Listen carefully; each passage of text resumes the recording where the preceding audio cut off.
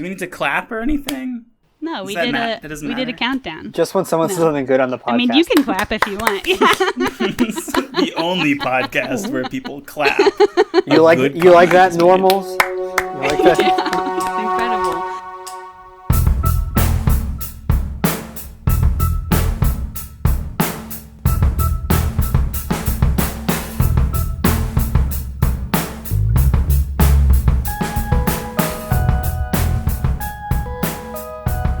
Hi, friends, and welcome to ScreenVomit, the only movie podcast for normal people. I'm your host, Kayla, and with me, I have two of Hollywood's biggest hellraisers. In one corner, we have writer, director, some may say filmmaker, Jerzy Rose. Say Hello. Hi, so happy to be here. Waving doesn't do anything. Right. I nodded, I waved, I spun around a little bit. And in the other corner, we have also all those same things. King of the Shorts Kings, longtime normals will know, Alex Kavutskiy. You also have to say hi. Oh, I raised 2 fingers on each hand, sort of like a... Which two you better specify which 2 fingers. my index and middle, but not Okay. like middle in a rude way, just like, it's like peace, like hello, hey. Yeah, it's like the Richard Nixon. Yeah, I'm Richard Nixon and sing the normals. Yeah, hell yeah. It could be funny to raise pointer on one hand, middle on the other. Combine, you know.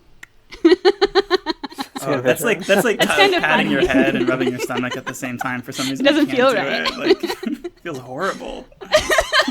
It's not natural, actually, and we have to light our hands on fire now.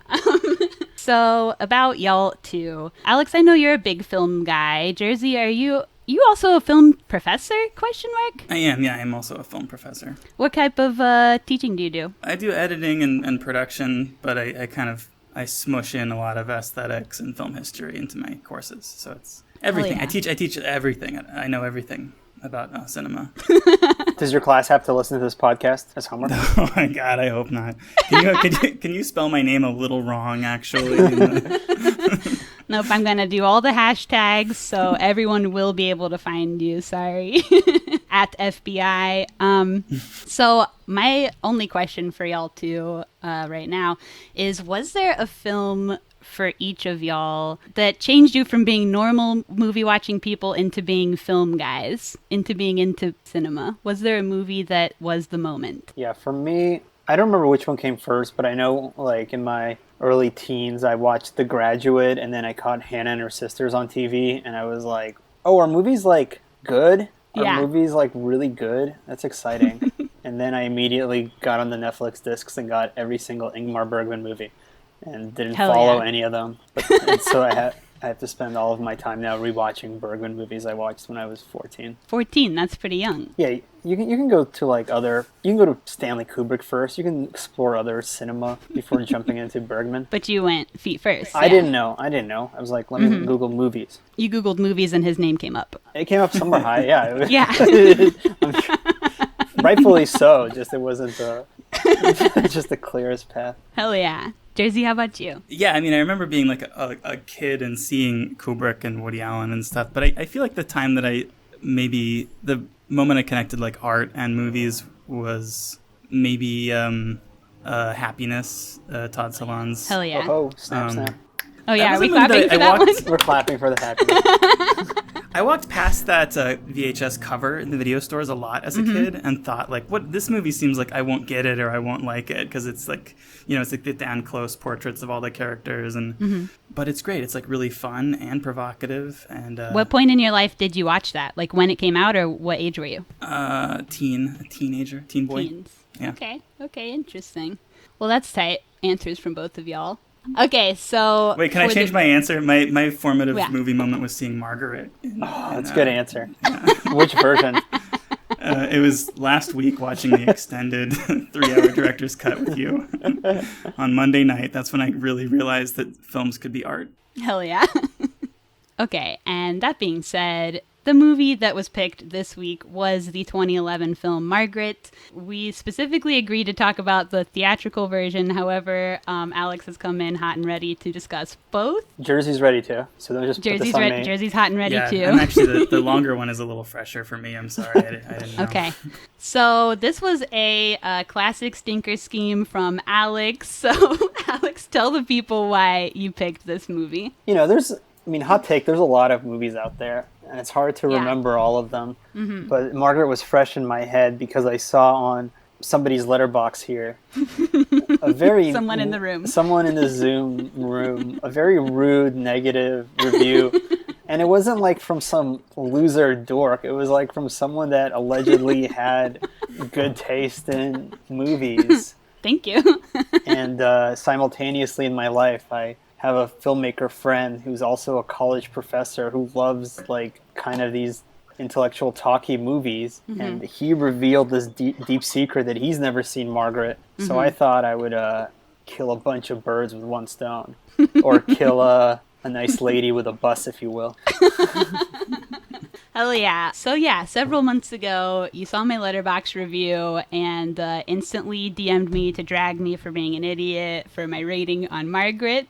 And at that point, I said, okay, then tell me why you liked it. And you said, do you remember what you said? It was a really eloquent response. No, it was something to the effect of, you're the one with the movie podcast, not me. I don't talk about movies. So that's fair. It's very funny that now here we are.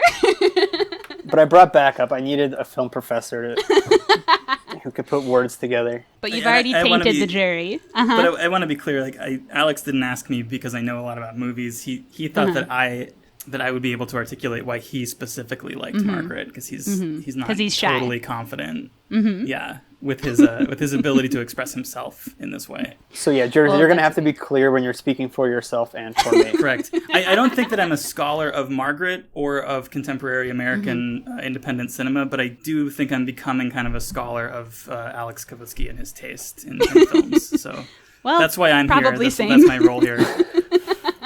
I also, Jersey, something funny. I read some blurb about you online that said you love writing about scholarly perverts. So, therefore, I think that this movie applies, correct, to your interests specifically. Who's the scholarly pervert in the movie? Oh, is it Matt Damon? Spoiler. Is it Anna? Is it Margaret? I mean, is it Lisa herself? Not Margaret. Wow. Okay. Wow, I already blew it.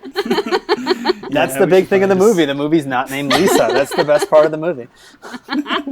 Okay, so let me go through the cast real fast. I'm going to run through these because it's truly a stunt casted. First of all, written and directed by Kenneth Lonergan, who also wrote and directed Manchester by the Sea. He also plays the dad in this movie. Anna Paquin starring. Obviously, everyone knows her from True Blood and other things. J. Smith Cameron, also from True Blood, also married to the director, IRL, Mark Ruffalo, Jean Reno from Leon the Professional, Josh Hamilton, who's also in Manchester by the Sea, Allison Janney, Kieran Culkin, Matthew Broderick, Matt Damon, just all kinds of people in this guy. So you forgot to mention the Succession connection that half the cast is also now in Succession. True, and also a lot of the cast were also in this director's other movie, You Can Count on Me, as well. Sure, so lots of connections between this cast. If you get all the stars in Hollywood, I guess they're bound to happen. All right, and critic scores, this has 74% on Rotten Tomatoes and 63 from Google users. So not incredible. Despite any arguments from... Is that not good? What is... For context, like, what is a good Google rating for a movie? Good Google, I would say, would be over 80. Wow, really? Okay, that's a big discrepancy. That's what I would say is a good Google users. But you also have to make some concessions. Like, if there's anything... Like, if it's an abortion movie, it's going to have a low rating. This is an abortion movie. Yeah, this is an abortion movie. This is literally an abortion movie. The 3-hour cut is more of an abortion movie. Yes. Yeah. So if we're talking about the theatrical release, no abortion happens in that. We'll get to it. Well, just because it happens off screen doesn't mean it doesn't happen. Technically, it happens off screen in both versions. Yeah. Okay, so let's watch the trailer and then we can get into it. All right. Mine's done. Yeah, mine's done too. Alex, you muted? Sorry, I just put on the 3-hour trailer. 3-hour trailer. Incredible. It's a good trailer. It's a little dramatic. Yeah, it was very dramatic. Shows a little too much who kisses who at the end. Yeah, it makes me want to watch it again right away, though, honestly. Yeah, I mean, it had good vibes. Yeah. Matt Damon on the bike, also always funny. It's a Matt Damon heavy trailer, I gotta say, It for is. how much of the movie Yeah. he's in. It's definitely weighted towards him. I wonder why. I mean, why would they make that decision to cut the trailer that way? I see how big your grin is from that little Matt Damon head over here.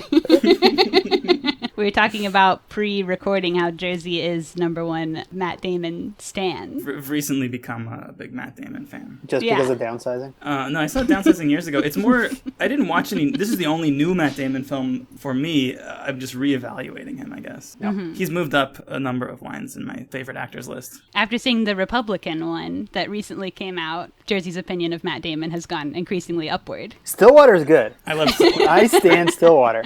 Yeah. Hell yeah. Yeah, I'd say that's maybe the most exciting new movie I've seen this year. Hell yeah. All right, so about this movie, we have to get into the timeline because it's like the #1 thing you read about this movie is the timeline of it. This man started writing the screenplay for this in 2001. It took 3 years to complete the screenplay, filmed in 2005 with projected release in 2005, but due to disputes over the time of the final cut, took 6 years to edit and Oops. therefore did not come out until 2011, which when you get to the film, you can really tell from the whole entire vibe, truly. Like the costumes, the makeup, the 9/11 talk, the Bush talk, etc. Because he was obligated contractually to release a 2.5-hour cut, but refused to budge off of his 3-hour cut, which now they both exist. And y'all have watched both of them, so I'm sure moments will come up between both of them. So that exists with this movie. So yeah, it feels like a movie that came out way after it was supposed to come out, and then there was these two versions, but both of them have pros, so the best version of this movie exists somewhere in between. So this is a movie that doesn't really exist. No one knows about it. This is not a real movie. And it rocks. I mean, it was a huge bomb, I think. There was like a $14 million budget, and it made like just over $500,000 in box office worldwide. We're trying to make it up and renting it to watch for the podcast. $3.99 at a time. So when we get into it, obviously Anna Paquin is our main character. She is a young, hot, rich girl troublemaker. One of the first things that happens with her is that she has to see her hot teacher after class, who is Matt Damon, the hot teacher. He's from Indiana, where hot people are famously from, and just right off the bat, you can feel the sexual tension between these two guys. Yep, from Indiana. Yeah, don't let the details bore you, but yeah, that's however he puts it. It may or may not be pertinent to one of us in this room who is also from Indiana. Oh, you're in Indiana? Yeah. I just moved back to Indiana, which is my hometown. So Congrats on the first representation of someone from Indiana in a movie. Nah, there's been several, a handful at least. That movie Columbus, I guess. Yeah, there's some shows too. Stranger Things is in Indiana and Parks and Rec. Anyway, we can carry on. Margaret was a really big movie in Indiana. It was a big. Everyone in Indiana was just so excited to finally have like an Indiana. You know, the buzz was going. Yeah. Yeah, so she's a big troublemaker girl. She's smoking cigs. She goes on a date with a boy to the movies. And one of her first things is that she's on a mission to get a cowboy hat for a trip she's taking with her dad horseback riding. She actually agrees to go to the movies with this guy. She does. She's not sure it's a date, but the movie happens later. Something big happens That is true, between that is agreeing true. to go to the movies and actually going to the movies, if we're talking timeline. Semantics. On her shopping trip, before we get to the big thing, we get a weird tiny cameo from Kristen Ritter, who's selling hats, not even in a speaking role, which was kind of fun. And so she can't find a good hat until she sees one on Mark Ruffalo, the bus driver, who's driving bus with a big cowboy hat on. They get distracted, flirty, and he runs a red light and has an accident where he murders Alice and Janney. Is it murder though? I mean, Yeah, as a police officer explained later, it's not murder. the definition of murder. I mean, it involves like he didn't intend to run over her with a bus. An unintentional accident. An unintentional murder. Yeah. As Lisa says, what does you have to kill her on purpose? And the cop says, yes. Yes. That's the definition of murder. Killing someone on purpose. True. But you're not saying that he did it on purpose, are you? No, I would never say such a thing. Because I could see why, if you thought he did it on purpose, I could see why you might not like the film. That he's purposely running down women with their groceries. Terrible idea for a movie. While wearing a cowboy hat, of all things. Yeah, not how you want to be remembered. Okay, so let's go over this bus accident, because I do like what happens with the bus accident. I thought it was pretty cool. The leg over here, the body over there. Allison Janney being a damn king in the scene. What do y'all have to say about it? It's a brutal accident. I mean, okay, so what we're going to do is we're going to go through every scene, and we're going to say, and you're going to say, is this scene good? And we're going to say, yes, this scene's very good. Or tell me what you like about it. Wait, I want to know bigger picture. You just rewatched it today. Do you stand by your 2 stars? We'll have to get to that at the end. Okay, in that case, 2 stars out of what? Out of 3 stars? Or how many? What's the maximum stars? Out of 5 stars. Oh, wow, that's low. 2 was my initial review. That's true. I do think that there are good things about this movie. We'll go over them. But when we get to the end, I'll also tell you what the bad things were. That'd be a short segment. I mean, I think on the rewatch, it was really interesting how little we see of Lisa's life before this bus accident. Because I think, especially Lisa being Anna Paquin. Yeah, yes. Especially in like a 3-hour movie, you'd think the big, inciting event is going to be half an hour in, 40 minutes in. Let us get we don't even meet the mom. That's like one of the most important characters in the movie. And it's like, I was like, why are they starting this movie on this like flirty little Matt Damon scene? But all we know is she's horny bad girl. Right, but it's not that she's just a bad girl. It's like she could just get away with anything. This girl has literally never had a problem her whole life. Like the first scene is not just like her being bantery with a teacher. He's like, you were cheating on this test, and she's like, ha ha ha ha. Everybody was cheating, and he's like, get out of here. Don't cheat on math tests anymore. And she's in her little mini skirt. She's giving him a little something. So she says, you are so fair. Yeah.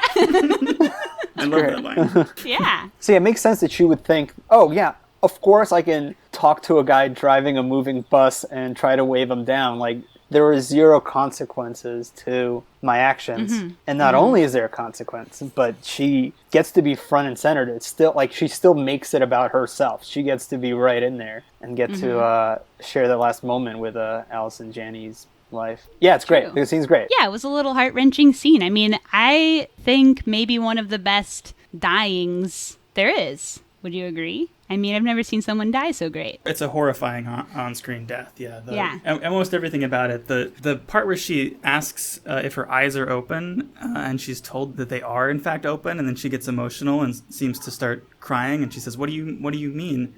That was really difficult to watch. I thought that was really, really just absolutely horrifying. Did you do tears? I did not cry at that part, no. Were we all shy to cry next to each other? I've seen this movie twice with Jerzy last week. He's cried twice. Oh, okay. But not during that scene. Yeah. Both times at the same part. Yeah, same part. But that happened to me once, where I lost my sight. It is very scary. But I was passing out, not dying. You're from Indiana. You lost your sight. You relate to every single character in this movie, but in a different way. Yeah, I mean, in a lot of ways. I do want to put a little bookmark on the sight thing, though, because that happens in King Lear, too. It's what happens to Gloucester before he says an important line that is later debated in Matthew Broderick's class. The meaning of, human suffering. Gloucester loses his sight? Yeah. Before that. That's very interesting. I read it really quickly this morning. But yes, he's blinded by his children or something. I skimmed it again. But that's when he says that thing about... Are you reading it right now? Yeah, I have it right here. That's when he says the S flies to wanton boys, are we to the gods? They kill us for their sport. I mean, that's not a coincidence. Yeah. Oh, wow. He's aware, like, as he's dying blind, that, human suffering is meaningless and that he's not, like, the central figure in some narrative that's been constructed around his life. It's all just purposeless suffering. Hell yeah. I want to make the normals aware that Jerzy's holding a Shakespeare book in his hand on the podcast. This is why we have a scholar on. And that is why Alex likes that scene in this movie, because of those kinds of those like tight connections. The connection to my favorite scene in the movie when they talk about King Lear. I believe that is your favorite scene of the movie. I mean, isn't that everybody's favorite scene in the movie? It's the best scene in the movie. We're so far away from that though. This is such a long movie. We should probably keep. We'll keep going. Well, that's what I'm saying. This podcast is only for Margaret heads. So if you're a Margaret head, hey, jump around. Let's jump around the movie. Let's talk about the scene where Matthew Broderick sips his little juice, eats his little sandwich. And we'll get there. Okay. Sorry. You yourself said, I hope this podcast is longer than the extended cut of Margaret. Okay, but Jerzy did you not message me that? I did message you that multiple times, but I'm saying Jerzy just made an incredible connection with the Gloucester being blind, so now it's like, now we got to put that aside. Okay, we'll put it aside. Okay, all right, okay. Okay, so, I'm sorry it blew my mind. Okay. Calm down. I'm fired up. I do want to just say though that right away, like without knowing anything about anything, one feels very taken care of by this film, or I felt very taken care of. I immediately kind of, I believed that this was a script that knew what it was doing. I don't know if that was the moment, but I understood that probably everything had significance within the first 20 minutes, and was then looking for all kinds of points of connection, and they were all there for the taking. It's a very interconnected and wonderful series of references. Sorry, go on. Hell yeah. Okay, so when she gets home covered in blood... Nice, very nice. This is the first time that we meet Mommy, too. Mm-hmm. Mom is sort of a struggling stage actress. Struggling question mark? I don't know. She's a stage actress. She seems successful. Yeah. I just think of anyone as a stage actor being struggling for some reason. That just doesn't seem like an end goal, but I guess it is for some people. And that's fine. Sorry for dragging stage actors. She's on Broadway, right? It's a Broadway it's play. big. I don't know. They just say play. But it's like she always gets awards. There's a poster for it above like the MTA entrance and. Okay. Well, I don't know. Okay, so yeah, Mom's a stage actress. She has a stan, and it is Leon the professional guy. He sounds like Dracula in this movie, which is fun. Do you agree or disagree that character, Ramon, is the greatest character that's ever been in any movie? You think so? So why do you think he's the greatest cinema character of all time? State your points. What's your argument? Jerzy, why do I think he's the greatest cinema character of all time? Instantly chickening out. No, that's a tough one. That's like, I feel like I hadn't gotten all the way there with my thesis that I was writing about you, but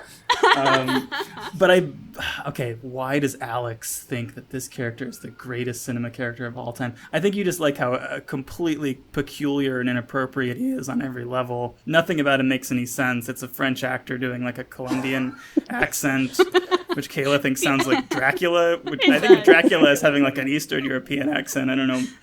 But yeah, it's a bizarre accent. So his character says his character is from Colombia, but spent time in Panama and Paris. In Paris, yes. And in real life, he was born in Morocco to Spanish parents and then later went to France. So the accents, I mean, a freaking worldwide range on this guy. But he's definitely doing an accent. Yes. And the accent it's definitely not his natural accent. True. All of the choices that, what's his name, the actor? Jean Reno. All of the choices that Jean Reno is making are, I think, brilliant and bizarre. And I think Alex is appreciating every single one of them. I think he also deepens his voice for this character. I was listening to some side-by-side earlier with his normal, like, being on a talk show thing, and then this character. And I think he deepened his voice as well. I might have to slightly disagree on why you think I like him so much. But I haven't finished. I'm sorry, go ahead. Well, this is what happens when you ask someone else to speak for you. I feel like I'm hesitating because so much of it is, like, stuff that happens later, and I know we're going scene by scene, but, like, there's two really significant sort of off-screen reveals with this character. Mm-hmm. You know, first of all, he has like this enormous off-screen death, which is like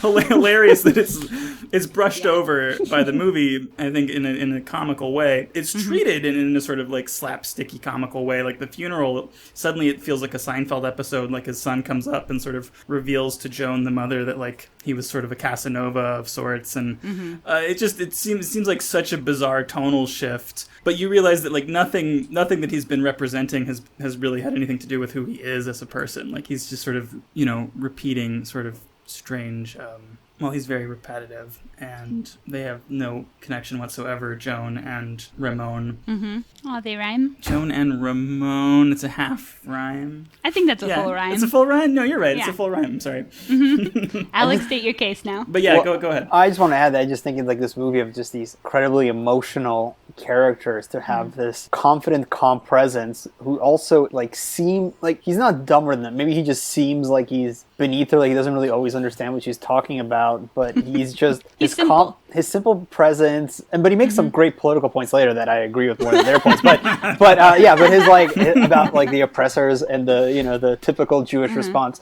But just like that's not the problem. That's not a problem. And I think overall I agree with most of the cuts that like made the 3-hour movie the 2.5-hour movie, but I think the best thing that was lost was like that scene of when she asks him like, don't you think we have nothing to talk about? And he's like, let's not talk about things like this. And she's like, what? We shouldn't talk about like our relationship? And he's like, no, go talk to your friends about that. Nothing good comes from like us talking about this. Like, he's just an absolute king. I don't know what to say. Like, go off Ramon. I agree. I love that part. I love that scene that was cut, but I think that's really that's an extension of kind of the weird disconnect that's described on their date scene when she's trying to make a point about how saying bravi seems pretentious, and he just completely doesn't understand what she's getting at. And it's just like, no, that's just that's the you plural. have to gender Duh. the plural. And like there's just like they're just two, they're on completely different wavelengths, and it's hilarious that he's totally okay with that, and she's already sort of concerned that that's going to be a problem in their relationship.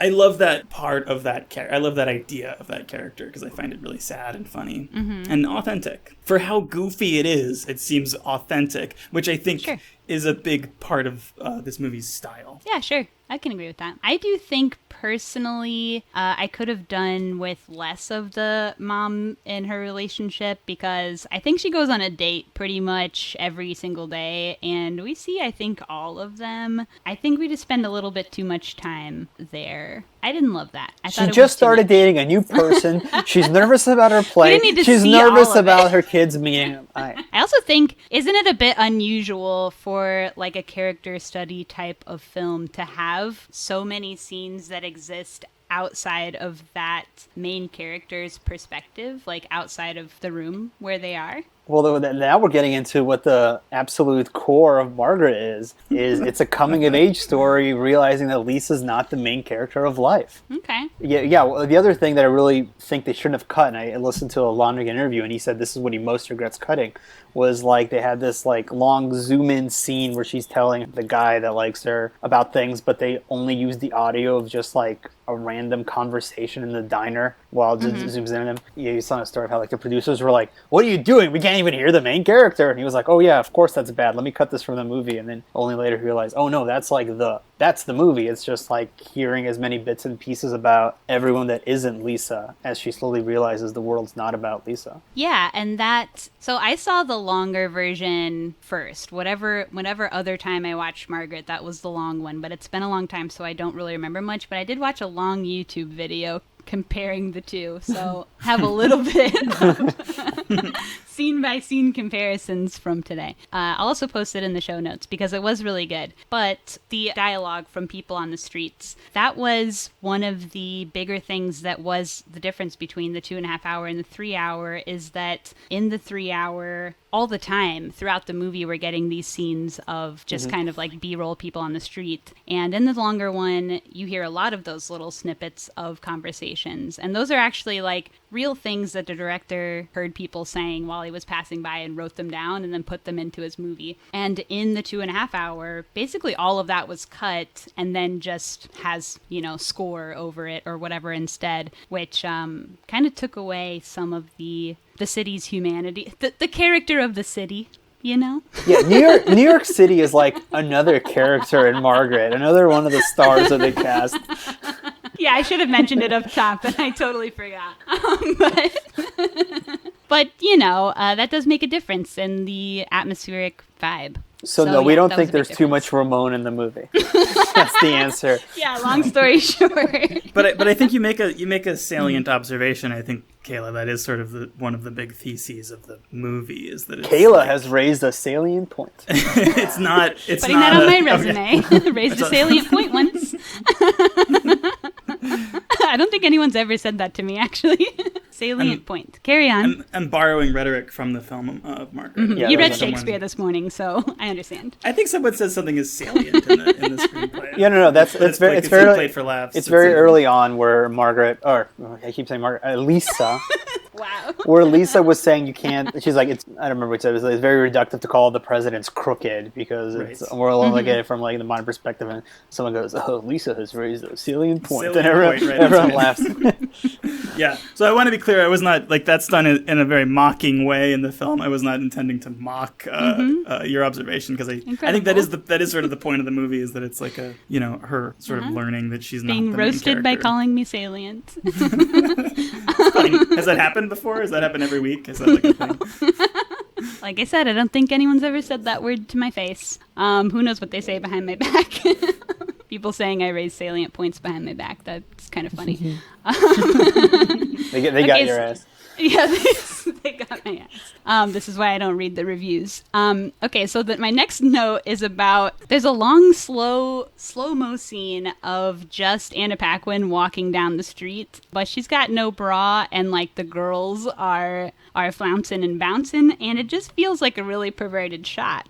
I remember thinking about this both times that I watched it, like. I feel like I shouldn't be watching this. This is a coming of age movie. I mean, this is the story of her losing her virginity. There's also a scene of her like watching her gym teacher stretch, and the boys watching her. I don't know. I wasn't like. You felt great about watching. I wasn't like, oh yeah, and a Pac-Man walking down the street. I was feeling. She just saw someone get murdered by a bus. I was with her. This is the sequence where she's kind of like hassled or catcalled by some people and like brushes through them. Yeah, I mean, it seemed to be about like being a young woman in a city. It's the poster of the movie. I'm holding up the I also I don't want to stay on this forever, but like she is wearing a bra, right? Like that's you can see that right there. I'd say that's a bralette at best. Part of her. That's like part of her costuming. There's nothing structurally like going on underneath that. The only I'm just to be contradictory. Material. Like the only thing we know about her costuming is that she's wearing like a bra and a shirt. Like that's incredibly clear from the movie poster. It should be noted that both the guys do have the screenplay that they keep holding up to the camera. So. Did you just buy the screenplay, Jerzy? I know you already had one, Alex. Yeah, I bought one. Just recently? In the last week? Yeah, I bought it yesterday because I wanted to reread it. You wanted to do research. Yeah. Incredible. I did some research for this. I want you that did? In case I'm not making that painfully clear. I did some research. research. I will say about the watching so I mentioned the watching the gym teacher stretch. I prepared a list. We don't have to go through it now, but I prepared a list for this podcast of the top 10 classroom scenes in Margaret, and I put the stretching teacher scene at number 10. Okay, cool. Yeah, you can announce them as we hit them. Just so you know, there are only 10 in the whole film. Okay. This will be really fun for me. I know you're number one. Oh, number one's easy. Yeah, number one's easy, but I do want to try and I do want to try and guess as we go if there's a way. In my notes, I have combined some of the classroom scenes, just because there's not always a lot that happens. So there may be some fuzziness there, but we'll go through it. So what I think happened on this podcast is we got scolded going out of order, and then. Kayla immediately goes from bus crash to Ramon. So I don't know who's running this ship. Okay, so once we hit mom, then it doesn't matter what happens. It doesn't matter what happens in order. We got to go Ramon. It's more or less in order. Okay. All right. Okay. Well, just a lot of this movie. Okay. All right. Okay. Hey, it's your screen vomit. I'm just. A lot of this. The way that it's shown when I'm reading it back, it's like whatever, one line of mom reading one line of her play. Okay, now we're back to, Anna Paquin again. Now we're back over here. Now we're back over there. So I've combined a few things to make them make more sense when reading them back a little bit, but it's not that out of order. Well, I don't want to make things easy for people that have not seen Margaret that are trying to follow this. So. Okay, so next we're in class with Broderick. In the class with Broderick, needs to be mentioned, there's a cameo from Adam Rose from Veronica Mars, and I'm a Veronica Mars head, so I thought that was cool. I don't know who that is. You can edit that part out of the podcast. You've had somebody from Veronica Mars in one of your stuff before, in Breaking Good. I don't remember what the chick's name was. She's on an episode where she loses her dog of Veronica Mars, and when I saw her in Breaking Good, I said, wow, that's a chick from Veronica Mars. That's so cool. Okay. I have to watch Veronica She's on Mars. 2 episodes. Okay, so Broderick famously reads the Margaret poem that the movie is named after. That poem was introduced to the director by Broderick's mom, IRL, so I thought that was kind of interesting. Do you also think it's interesting that Matthew Broderick killed someone with a car? Mm-hmm. 2 people. So I think that's interesting that they have him in this movie because he did kill in real life 2 people with a car and got away with it in the 80s. Do you think Kenneth Lonergan was like, my man, you got to play this bus driver. You were born to play this role. He was like, please let me be a teacher character. And he's like, no, I already have like 7 different teacher characters. He's like, just add 1 more. It's not a big deal. Yeah, do you think there was a discussion? I wonder. No, because I read that he wrote like all the roles for this movie for the specific actors. Not all the roles, but a lot of them. Yeah, that makes sense. So he probably wrote that teacher for Broderick. Yeah, that makes a lot more sense. It is kind of funny to have him in this movie with that context. Yeah. And that he did get away with it back then, too. He had to pay a $175 fine. Well, did he do it on purpose? Well, what he says is that he doesn't know.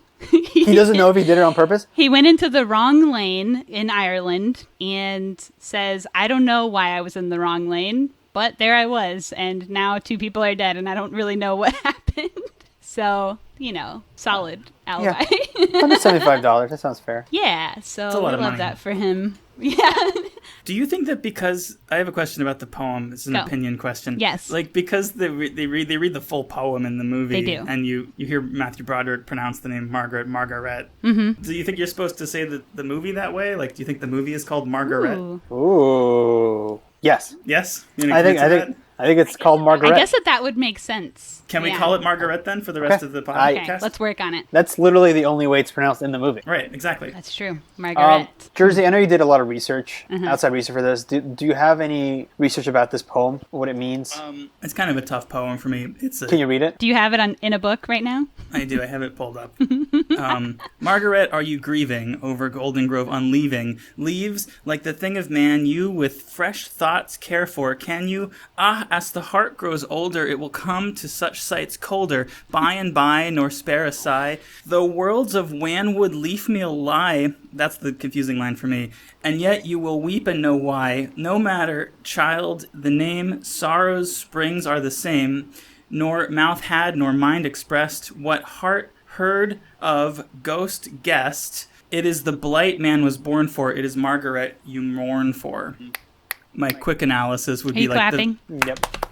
Thank you. You like my recitation? That was beautiful. I mean, the first line, okay, so also, sorry, the title of the poem is Spring and Fall and to a Young Child, which is significant, right? So we know that this is addressed to a young child, and the first line is, Margaret, are you grieving? So we know that Margaret is the young child we're addressing. That's the opening line, final line of the poem, it is Margaret you mourn for. So it's effectively it's this declaration that Margaret, the both addressee and subject of the poem, is actually mourning for themselves, not these reoccurring events of horror and tragedy as the leaves change, as death occurs, as change happens in life. The one kind of constant, is the blight of man.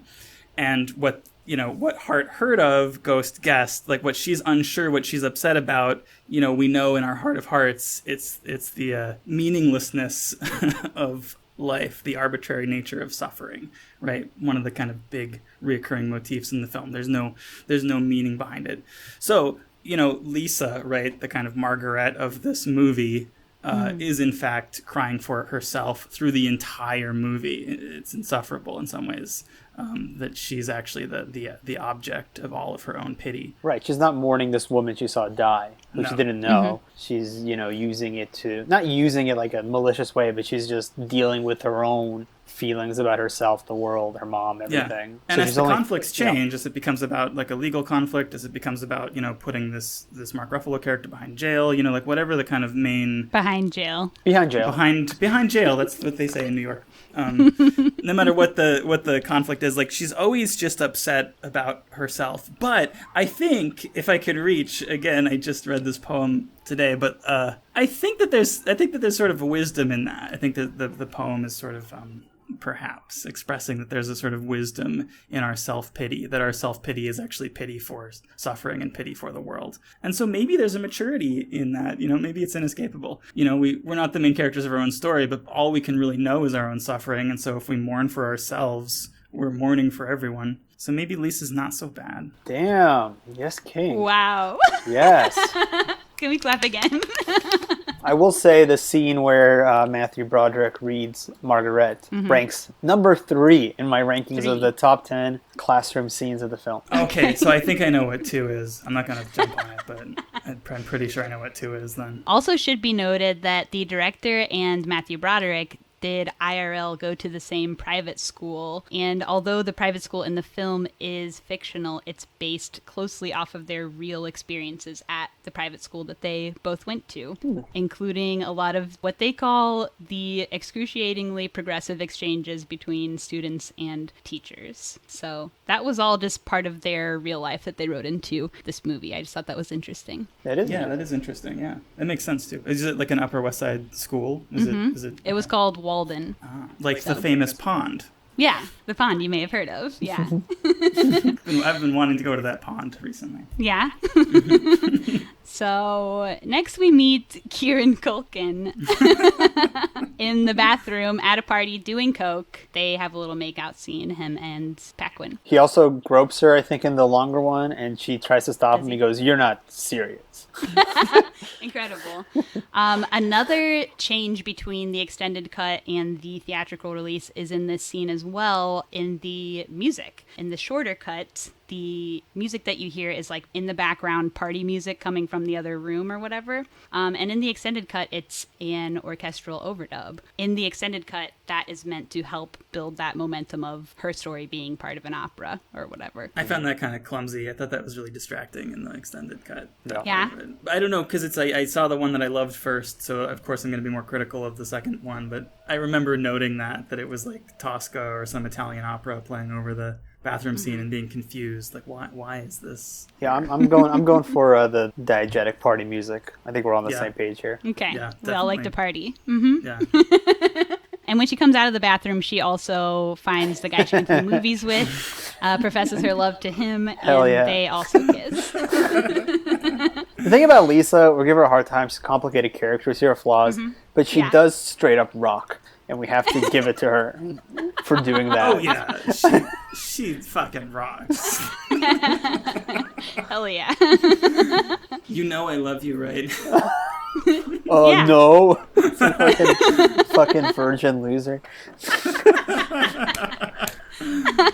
A virgin loser who loves movies?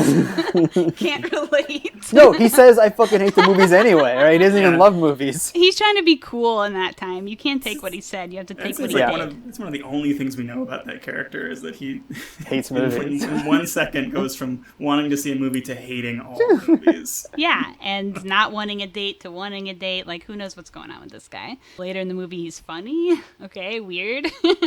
Okay, so the next part, I think, is with mom and daughter. The mom throughout this movie is really not supportive of the daughter's like huge traumatic experience at all. She's pretty absent and sort of narcissistic, centering herself and whatever's going on with her at all times, even though her daughter has just like held a dying woman in her arms recently. I don't think she's I kind that of bad. like this. You don't think so? I don't think she's that bad. No, I don't think she's that. I think those are some harsh words. Yeah, you for got. Joan. So give me an example of when she is supportive. I mean, it's not like a big scene, but like when she comes home and you immediately want to talk about Ramon instead. she does like go to the room. She like holds Lisa. I mean, it's like montage, or it's like kind of moves on. It's like we're not gonna sit here while like she tells her mom what's going on, and her mom holds her. Like, we get it. We're moving on to the next thing. But she's there. If you'll remember, when she was at the scene of the accident, her mom was called. And did her mom go to the scene of the accident, or did the daughter? How did she get home covered in blood? She had to ride the bus home or ride the train home. Okay, we're making so many assumptions here. I don't know if that's useful. I mean, because we don't know how far away she. They cross that same crosswalk. Presumably, if the bus is you're running at north home, south, you get a phone call from the police that your daughter has held a woman who was dying and is now dead, who has missing limbs, in her arms, and your teenage daughter, and you're like, that's cool. I'll see her later when she gets home, and hang up the phone. They might live like 2 blocks away. Is the thing? Like, right. I think she was already walking home. She's on the Upper West Side. She crosses that street multiple times a day. Like I think that she's close to home. She just walks home. Also, we don't even know if she got the call. Did she have a cell phone? They say your mom was contacted. They definitely do say that. Because when she's answering questions, giving her statement, she says, I want my mom, and they say your mom was contacted. I think you're putting so much on this moment that is... I'm not saying she's a perfect mom, but I don't get the impression that she's like, you know, they're going through a hard time. Like, Lisa's a teenager. She's not really opening up to her mom. But guess what? When she leaves the movies and hangs out with her, like, her mom invites her out. Hey, come hang out with me and my friends. Have a good time with our actor friends. And then she's laughing with her mom. Like, I'm going to allow that, like, I didn't really think about that or notice the mom's absence from the police debrief of the accident. I don't know if that was just for dramatic purposes. It is sort of important for the story that the mom not be there, right? So maybe we can just kind of give that some allowance as a screenwriting thing. But, I mean, you're being pretty tough on this single mom, like, working, you know, like, she has a career in the city, and she has, like, 2 kids, and she's doing it all by herself. Like, let's give her a break. This movie does have a kind of absent, kind of shitty parent. Yeah. So I don't know why you're going in on the mom here. I think if there's someone that we haven't target, gotten to the dad yet. We've barely touched on. Okay, so out of all the parents mentioned so far, she's the worst one. Okay, I agree. Neither are great. Out of the mom, she's the worst one so far. When she comes in the room and she's like, do I look fat? I have a new boyfriend I'm worried about. I have a play I'm worried about. She doesn't even ask about herself, really. I mean, she does. She's trying to engage with Lisa. You know what? I'm gonna go to the text. Because I think that scene is incredible. I love that. Yeah, maybe it is maybe the best scene in the movie, actually. That is the scene in the Roger Ebert review of the re-release of the film. He actually just posts that a transcript of the first half of that scene, from the screenplay. He's like, even off the screen, even on the page, just look at how well this scene reads, which I think is sort of interesting. I don't think I've seen both that got before. their books. Interesting. I'm going through. I mean, I did like this scene. I'm not saying I didn't like it. I'm just saying the mom is rude. She's rude. Okay. She's rude? Okay. I mean, she does call her daughter a cunt. She does call her daughter a cunt. That does happen. She is a little strident, like other characters are sometimes. But I mean, they call each other names in that scene. I will say the mom's wrong for saying it first. I will give Lisa a point there. I feel like there's such honesty in that. Like, there's such vulnerability in seeing, like, the mom make that kind of mistake, you know? I mean, it's... Again, like, it's hard. Like, I think she's doing a great job. Okay, so I'm going to the page, right? So again, this is days after the incident, right? She's already talked to her daughter about it. She's just like, "Hey, this is just make me look fat." She's trying to get, and Lisa's being like, "Wait, you both have your screenplays open. You could just do the scene." Oh, give me the page. Well, I want 89. I'm just saying. Lisa is being Call your character. She's being rude. She's making fun of her mom for liking the opera. I would like to be Lisa. Okay. Because I want to see Jerzy do the withdrawn line. Oh yeah, that's one of my favorite lines, I think. Okay. Hey, does this dress make me look fat? A little. Well, there's nothing I can do about it. Where are you going? The opera. Why are you going to the opera? It turns out he's a really big opera fan. Anyway, don't you think it's kind of fun? We should all go sometime. No thanks. Why not? I bet you'd like it. I don't like that kind of singing. But you like classical music. Yes, that's true, but I don't like opera singing. But when have you ever... It's like their entire reason for existing is to prove how loud they can be, and I don't really find that all that interesting. Yeah, I know what you mean. but it's not all like that. You like the magic flute. Okay, I guess I'm wrong. I guess I do like opera singing. I just didn't realize it. What is the matter with you? Nothing at all. Why are you pushing this? I don't want to go to the opera. Yes, okay, it's called an invitation. I'm not pushing anything. All you have to say is no thanks. I did, and you were like, why not? So then I told you, and you started, debating me. Like you assume I've never thought this through for myself, which I have, many times. Okay, well, that was a really contemptuous assumption on my part. I don't actually like the opera that much myself, but I'm trying to expand my mind. Maybe that's wrong. I'm sorry. I guess I'm a little nervous about you guys meeting Ramon. Why? What's the big deal? Why are you so influenced by what me and Curtis think? What Curtis and I think? I like that part too, where she corrects herself, corrects her grammar. Well, can we discuss this as we're reading it? Because this is just. I mean, Lisa's being a little snot to her mom, and her mom's trying to be. Your mom's being like, "Hey, one of the opera. Maybe we should go. Wouldn't that be fun?" I'm trying to. Her mom's Italian now. Hey, what's the deal? Let's go. She's trying to yeah, she's nervous about this guy that's literally showing up in 2 seconds. But I mean, I don't know. I think she's being a fine mom right now. I want to say though that I'm reading this scene kind of holding Kayla's perspective in my mind, and I kind of like it. Like I am seeing the sort of absolute irony of her being like when she tries to reset the mood of the conversation and tone it down, and she's like, okay, you're right, I'm just a little stressed out. I guess I'm just really nervous what you guys will think of Ramon. Again, of all the things happening in their lives, that's the thing that she's nervous about. I mean, I do think that maybe there's some blinders on Joan in terms of what's happening with her daughter. I think that kind of makes me like the movie even more. I still love Joan, but I do think that maybe she's missing some shots here as a mother. She's centering herself and centering her own what's going on with her and kind of forgetting about this huge issue going on with her daughter. Yeah, I can only assume that I would do the same thing if I were a single mother working in the theater in New York City in 2003. Sounds like it's a tough... It's complicated because it's like Lisa thinks it's fine. Like Lisa's acting like it's normal. I mean, I was listening to another Kenneth Lonergan interview and he was talking about how one way to create conflict in a story is the main character is right, everyone else is wrong, and they just create obstacles, and it's boring that way. And I think it's really important to remember that, or at least for me, because I could fall into that trap sometimes writing. And yeah, there's never one scene where someone's right, someone's wrong, someone's clearly complicated. And that's kind of that's what Ebert likes about that same scene is that he's sort of in love with this idea that it's impossible to just make a simple point or get across a simple idea in conversation, that there's always so many landmines and there's always so many obstacles to just communication in real life. And it's such a beautiful example of that.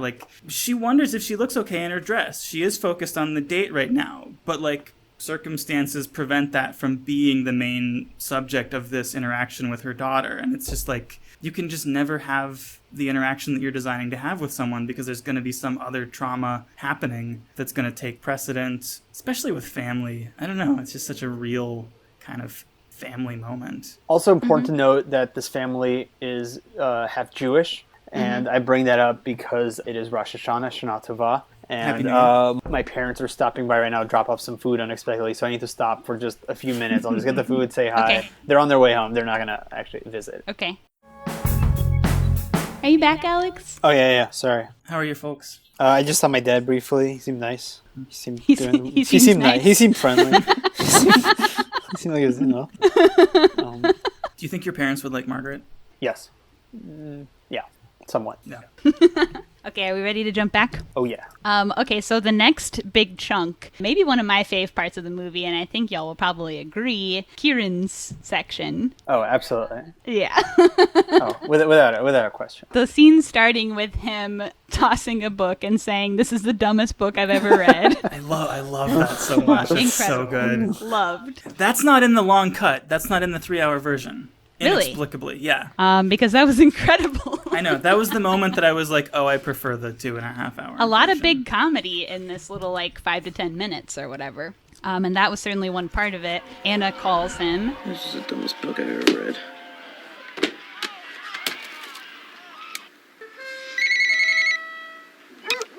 Yo. Hey, Paul. Hey. It's Lisa Cohen. Yeah, how's it going? Okay. So, I was just thinking, this is gonna sound really queer, but by any chance, would you want to meet somewhere and, like, take away my virginity? All right. Which is just an incredible line. Do I owe this inexplicable honor, or what does he say? Yes, something like that. And that is definitely a sound clip I pulled. Because it's too fucking funny. And then when he's about to come over, in between their phone call and him getting to her house, her movie's boyfriend calls. And she's kind of like, I don't want to talk. And then when they hang up, he's just crying, like big sobs. That was also hilarious. It's a really good impression of Jerzy at the end of Margaret. Did me dirty on that one. Had to. Hey, it's okay to cry, but it can be funny. Sorry. I love crying. I think crying is hilarious. Yeah. I mean, it certainly can be. So when Kieran comes over, they do sex, and he comes instantly. Incredible. Yeah, he's like, I'm about to put a condom on. He's like, don't you want to put a condom on? He's like, oh, I will in a moment. Oh. He rocks. As soon as he thinks about a condom, he comes. Huh. Like most men do. Huh? Yeah, he's just really into condoms. You know, it really does it for him. Yeah, mentioning condoms is the only thing that gets me horny.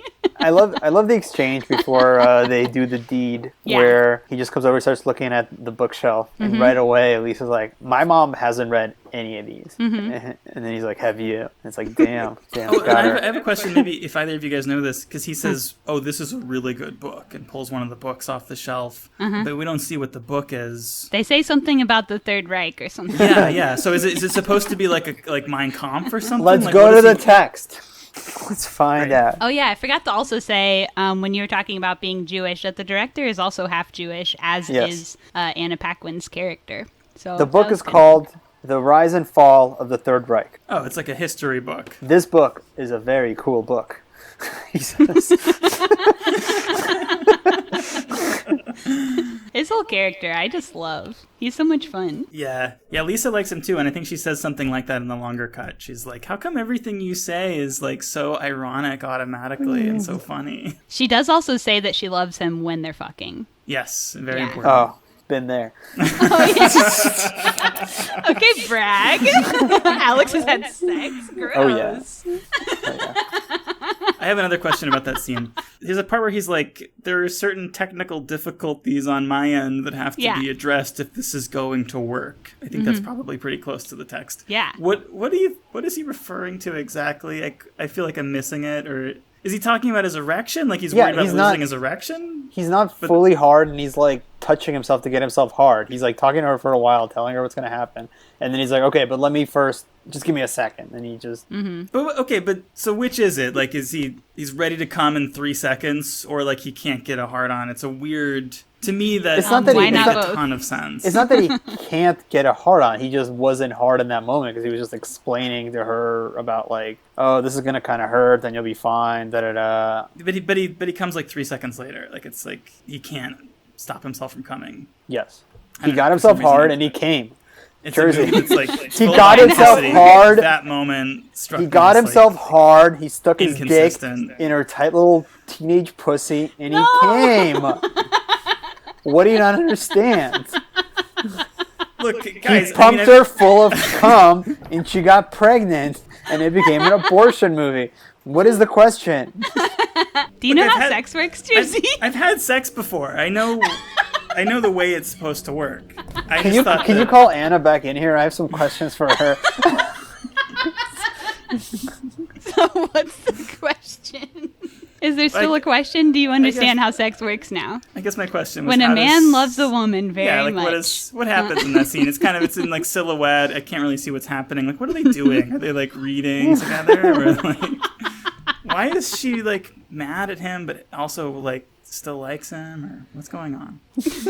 Well, he does have a girlfriend too, so there's like some drama. That's a really funny line. Yeah. She brings up the girlfriend. Yeah. I have to find the page. This podcast, 5 stars. They really just spent 3 hours flipping through the Margaret screenplay and just reading lines they like. Hey, y'all are the one making that decision, not me. So they really started reading that one scene as if it was a play and stopped in the middle before the scene got really good. I'm over worrying Pretty about funny, like why this could possibly be uninteresting to a general audience. First of all, Kayla says that it works, so that's fine. Don't worry I about believe the you. audience. Yeah. But also, like, I keep coming back to the idea that maybe the audience for this is me, because I would love to listen to this, just like people Thank you. Going through and reading. But that's because I'm a Margaret head now. Did you hurt yourself on that one? Yeah, I had to like slam on the brakes a little bit. I think you broke a tooth just getting that word out of your mouth. Margaret, it's great because you do have to it turns the G into this totally different thing. Yeah. Maybe you puke a little when you say it. Margaret. Okay, so that's the end of their sex scene. Oh, the funeral gathering is next at Janny's friend's house. And the building where this woman lives is actually a building where the director grew up in. On the Upper West Side of Manhattan. So that's kind of interesting. I don't know if there's much to say about this funeral. That's really it goes from the virginity scene to the funeral? That's interesting. Yeah, in the 3 hour they had that scene that I don't think is necessary, but I do like it. The theater scene where they talk to he makes everyone hug. Oh, yeah. Where he's like, everyone just kind of talk out your problems with people. I mean, that's great because you get more Kieran Culkin. You get more Kieran Culkin, you get more of that other kid. But unfortunately, it's number 9 on my list of the top 10 easy classic cut. scenes. Like lose that whole sequence, of course. It's amazing that at any point in this movie was delayed for so many years, and someone was like, "We got to keep that fucking theater kid scene. Like that's integral to understanding the characters. Like, the movie's so much better without it." Yeah, I think part of why he wanted it to be longer too was almost for the sake of it being long, because he just wanted people to feel like they were living this girl's life with her, and so that it could be slow and long. And also, I mean, I read a thing from like Scorsese saying that like he felt like the project kind of took over this guy's mind to where he could no longer be normal about it or make any rational decision. I'm paraphrasing, but more or less, like, that's kind of what he said, that he couldn't see clearly anymore. This project just, like, had him all tied up. So, that can happen. That must have hurt coming from the director of Hugo. And it's like, wow, you really know how to hold a project in your head. He's like, I've been there. But yeah, I think that's the other thing that's, like, the big thing about the movie is that every movie is just, oh, here's a person's normal life. Crazy thing happens. Now they go on a journey. They go on an adventure. They go do this thing, right? It's like she's immediately back at school, back doing chores. We got to just live her life with her as all this other stuff is happening. Mm-hmm. And I think that's, I don't know. I don't think there's a lot of movies like that, if any. Yeah, there's got to be some, but none coming to mind at the moment. No, because every studio knows it's like, okay, so we start this movie in high school with this teenager. He witnesses a murder and he's on the run from the whatever. But why do you have this scene where he's like back in school for a minute? Like, we don't need that. Let's keep the story moving forward. What's the name of the movie we watched last night, Alex? A Brighter Summer Day. A Brighter Summer Day. Yep. On the car ride home, I was talking about how all the ways in which A Brighter Summer Day is similar to Margaret. Like, they're both these kind of long form coming of age stories. Right. Brighter Summer Day is 4 hours long, and it has a similar kind of like, there are central dramas that you could describe as like traditional plot points in a movie, but they often take a backseat to just the kind of like portraiture of the youths in the film. Mm-hmm. And it does give it a kind of like real-time authenticity. But also, there's a character gets hit by a bus. It's one of the central pieces of violence. There's one of those like these pieces of these huge violent traumas kind of pinning the otherwise mundane status quo daily life routines of these characters. And yeah, A Brighter Summer Day is also based on a real murder that happened in Taiwan, and this is based on Matthew Broderick's real life. Mm-hmm, right. Actually, the bus accident in this movie was based on someone the director knew, something that happened to someone that he knew. Yeah, I forgot to say that when we were there, but that is true. Heavy. Yeah. Also, both films involve high school students having affairs with older men. Nasty. But I guess that's just like a 90s coming of age thing. I don't know. That's like I feel like it's a trope. I think it's not only a trope. I think it is actually reality, unfortunately. Perhaps it's an actual issue in life. Maybe not necessarily with teachers specifically, but maybe more like film professors. Okay. But I think it is pretty common for like high school aged girls, especially, to have relationships with older men. I wouldn't know. Don't come at me. Don't listen to our baby teeth episode. But yeah, it is a common thing. And we can talk about something else now, which is when she goes to Mark Ruffalo's house. Well, hold on. Well, yeah, she starts being active about this, right? So it's not just that she goes to the wake. She's whatever the struggling with procession. her She's guilt. Yeah. So she starts calling the police. She has to call the cousin, and that's a funny phone call. Mm-hmm. Yeah. And then she tracks down this Emily lady that's holding this. The funeral. Yeah, which is really nice. Get together. Yeah. It was a nice get together. She also talks to her mom and her dad and all these people, struggling with that she lied to the police in her police report, that she said the light was green when the bus drove through it, but it actually was red, and she knows it was red, and now she feels real guilty about what happened. Mm-hmm. So she's just kind of polling people to say, should I talk to the cops or not? And her next step on that journey is going to Mark Ruffalo's house. But he's a tough Brooklyn guy, and he's also not willing to confront like what happened at all. It seems like he's not willing to take responsibility for what happened at all. And he gaslights her about her experience with the stoplight. He stop gaslights. I mean, I don't know if this counts as gaslighting. I feel like society... He says what you experience isn't real. He is lying. I will say he is lying. He is defending himself, but I don't think he is actively trying to make her think she's insane. If I remember, he's like, I don't know what you're talking about. Did I talk to you? Did I give you a look? I don't know what you're talking about. He denies. He said, I never looked at you. I've never seen you. Who are you? What is a stoplight? Never drove a bus. Don't know her. As a society, we can't just say gaslight every time somebody lies. Well, we have a word for lying. It's called lying. Specifically, he's trying to convince her that her part of reality is not real, and I think that is part of gaslighting, true or false. I think he's just denying it. She says, "Hey, you did this." He says, "No, I didn't." That's not him being like, "Oh, your reality isn't real." That's he's denying. I don't know. I'm going to have to defend Mark Ruffalo's character here, the good bus driver, union guy, on Labor Day. We're talking about this on Labor Day, and a big part of the movie is that he is in the bus union. Yeah. So I don't think we need to besmirch him and call him a gaslighter, especially when he has this cool wife. She rocks. Yeah, his wife is really cool. She's a real ball breaker. Yeah. I like their relationship is great. Yeah. I love that she lets Lisa use the bathroom when he doesn't want her to use the bathroom. I really like that detail. She's like, let the girl use the bathroom, you know? Well, you're always worried when a stranger comes to your house and says, can I use the bathroom? You think, is it a number 2? What's going to happen with the pipes? Like, you never know. Yeah, I don't like the longer cut had a shot of her in the bathroom. I don't need that.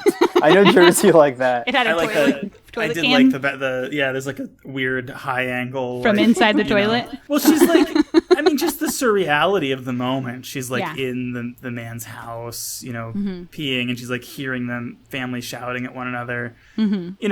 It's a little, if anything, it's too traditional. It's like, we get this moment of her like breathing heavy and thinking like, should I be doing this? Should I be here? Mm-hmm. But should I pee here? Should I pee here? Should I poo here? What am I doing in this bathroom? Mm-hmm. Yeah. Okay. Can I ask a question? Okay. Uh-huh. So let's play out this scenario. You want to act out another scene. Uh-huh. Yeah. Well, I want you to act it out. Me? With me. I'm Lisa. You're Mark Ruffalo, the bus driver. Okay. So I come to your home, and I'm saying, hey, let's go to the police. Let's tell the police what happened. Hey, fuck the police. Not yet. You don't know the whole scenario yet. You don't know where we're. I got excited to be. This isn't UCB here. Okay, this is serious stuff. I'm saying, let's go to the police. Let's tell them all the stuff that Lisa's saying in the movie. Okay, and you still have the same point of view that Mark Ruffalo has of there is no fucking The police already said this was an accident. There's no fucking way I'm opening this up. I'm not getting into any trouble anymore. I'm thinking about myself, my family. I'm worried, whatever, right? Yeah. Same thing, but this time, don't gaslight me. What do you say? What is the version of this that's only lying or denying? What is the non-gaslight version? He would say, like, you're right, I did have a cowboy hat, and I was looking very cute. I can see why you were distracted looking at me in my hat. cute hat. However, what happened was a simple traffic accident. Could happen to anyone. The last time I looked at the light, boy, it was green. So No, but you were looking at me. Remember, you were looking right at me instead of driving. How did you even see the? How did you even see the light? Because you were too busy checking out me and my gorgeous hat. This feels way more gaslighting. Yeah. This feels like an somehow way insane mind worse. game. Yeah, Now you're trying to convince me I didn't even see the light.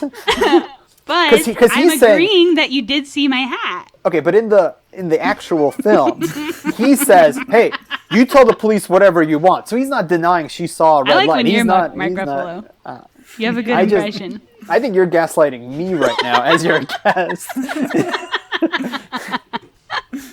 Well, we'll have to put up a second poll. To see I would love a who's gaslighting poll. Yeah. I think that there's also. I think we could also say that maybe can we say that he perhaps is gaslighting, but can we acknowledge that gaslighting in this scenario, if the whole movie were redone from Mark Ruffalo's character's perspective, like that's a pretty good technique. Like that's what else. Wouldn't you do that? Like, what else would you say? Would I need to acknowledge that what she believes is true? No, you would, your job is on the line, your life is on the line. Like, I need to make this girl think that she's nuts. Like, what a great, smart character. He's also a pro at dealing with this scenario, because what we find out later is that this is the third time he's been in an accident on duty. So Right. he seems to have a method that works for him, whether or not As it's someone that gaslighting. regularly gets into car accidents, I thought you were relate to gonna say him. I absolutely Someone that relate to regularly gaslights women. I love gaslighting women. That's my number one thing. You a big car accident head? I'm a big car accident gaslighting head. Me too, unfortunately. As far as the car accidents go. I I'm love not a driving gaslighter. into women and being like, why did you drive into me?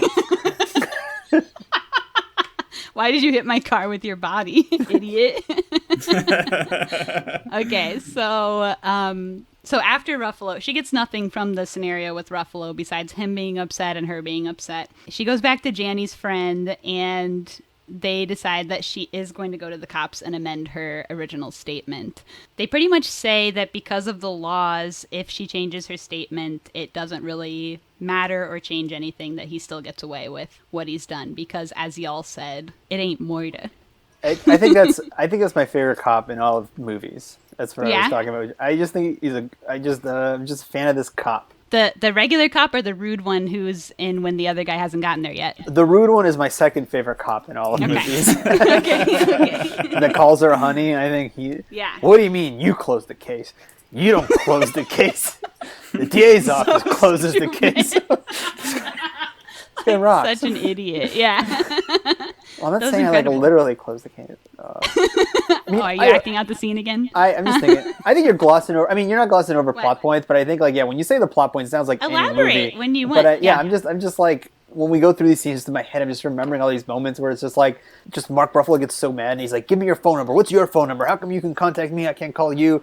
And then there's Emily when she's like going to police. She's like, "What about your mom? Shouldn't you talk to your mom first? Go with your mom." And then I don't know, just all these little. But her mom's famously absent, so she ain't bringing her mommy. Mother's not absent. Mother wants to be involved. In fact, Mother has that meeting later with Emily.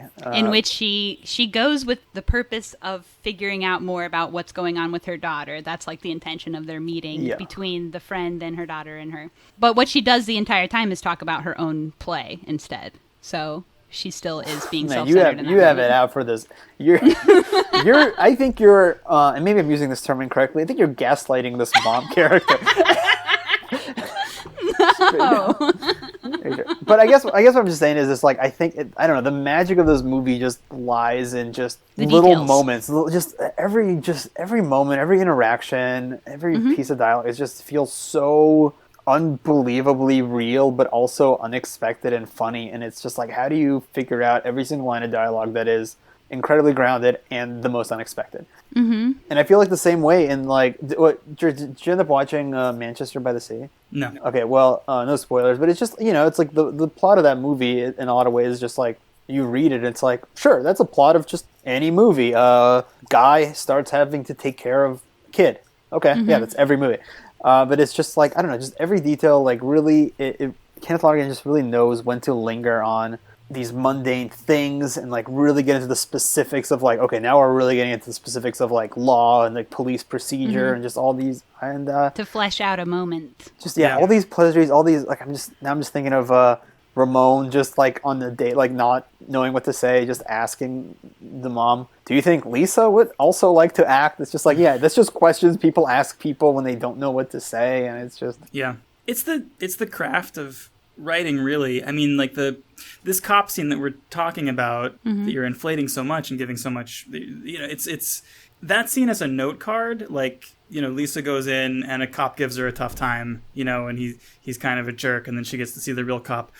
The scene you imagine when you read just the description of that scene is nothing like the experience of watching that scene. All of the nuance in that exchange and all of the conflict and all of the humor and the tension, it's craft. Like, it's all in the details, as Alex says. Like, I think that's a really good example of a scene that is, this is such a cliche, but it's way greater than the sum of its parts, Mm-hmm. Yeah, sure. I think a lesser filmmaker, but I mean, every story needs different things, but like, I feel like how many movies there's one teacher. Like, okay, we see this person's life, and then, here's the one teacher we see at school, and here's the one cop they deal with here, here's the one doctor, where it's like, this movie just has like, here's 4 teachers she deals with.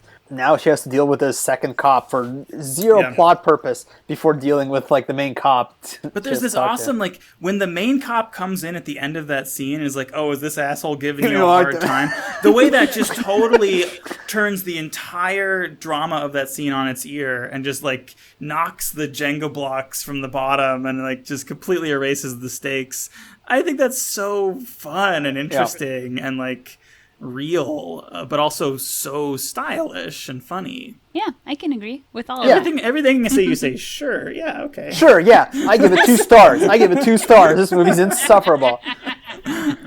Yes, this is perfect craft, fun to watch. It's just like a blast all the way through. 2 stars. It sounds like you love this movie. I say there's things I love about it, and I stand by that. Yeah, there's things I love about it.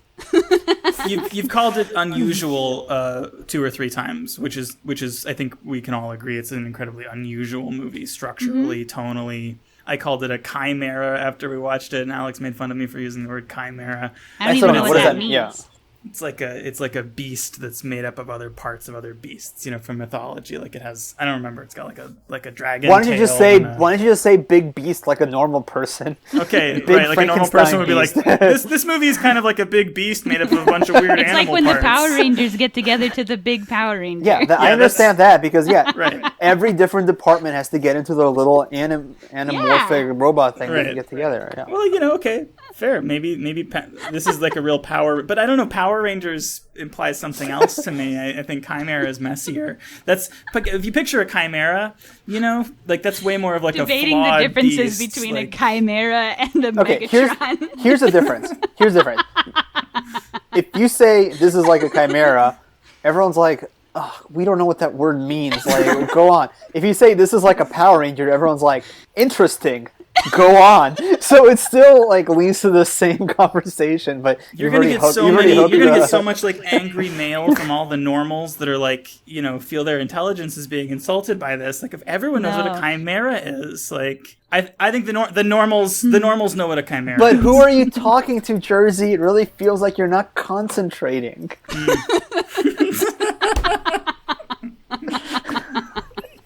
There's no scholars in this zone besides you. Just concentrate. Okay, so what's next? They want to file a wrongful death suit. They decide against that, right? Because nothing would happen to Ruffalo still.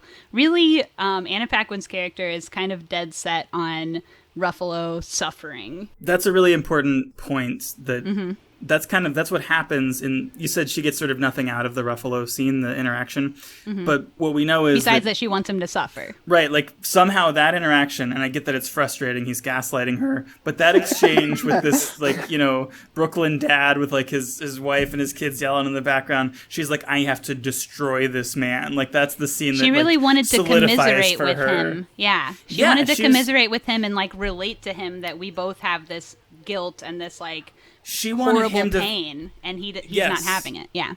Well, she wanted him to fall into line in the script of her life, like she wanted him to play the role of the supporting character, in the drama of her being a part of this tragic death, and the fact that he's not allowing that storyline to progress, that he's going to instead be her antagonist, changes her role in her own story, and now her he refuses role is to yes the destroyer. and. Yeah.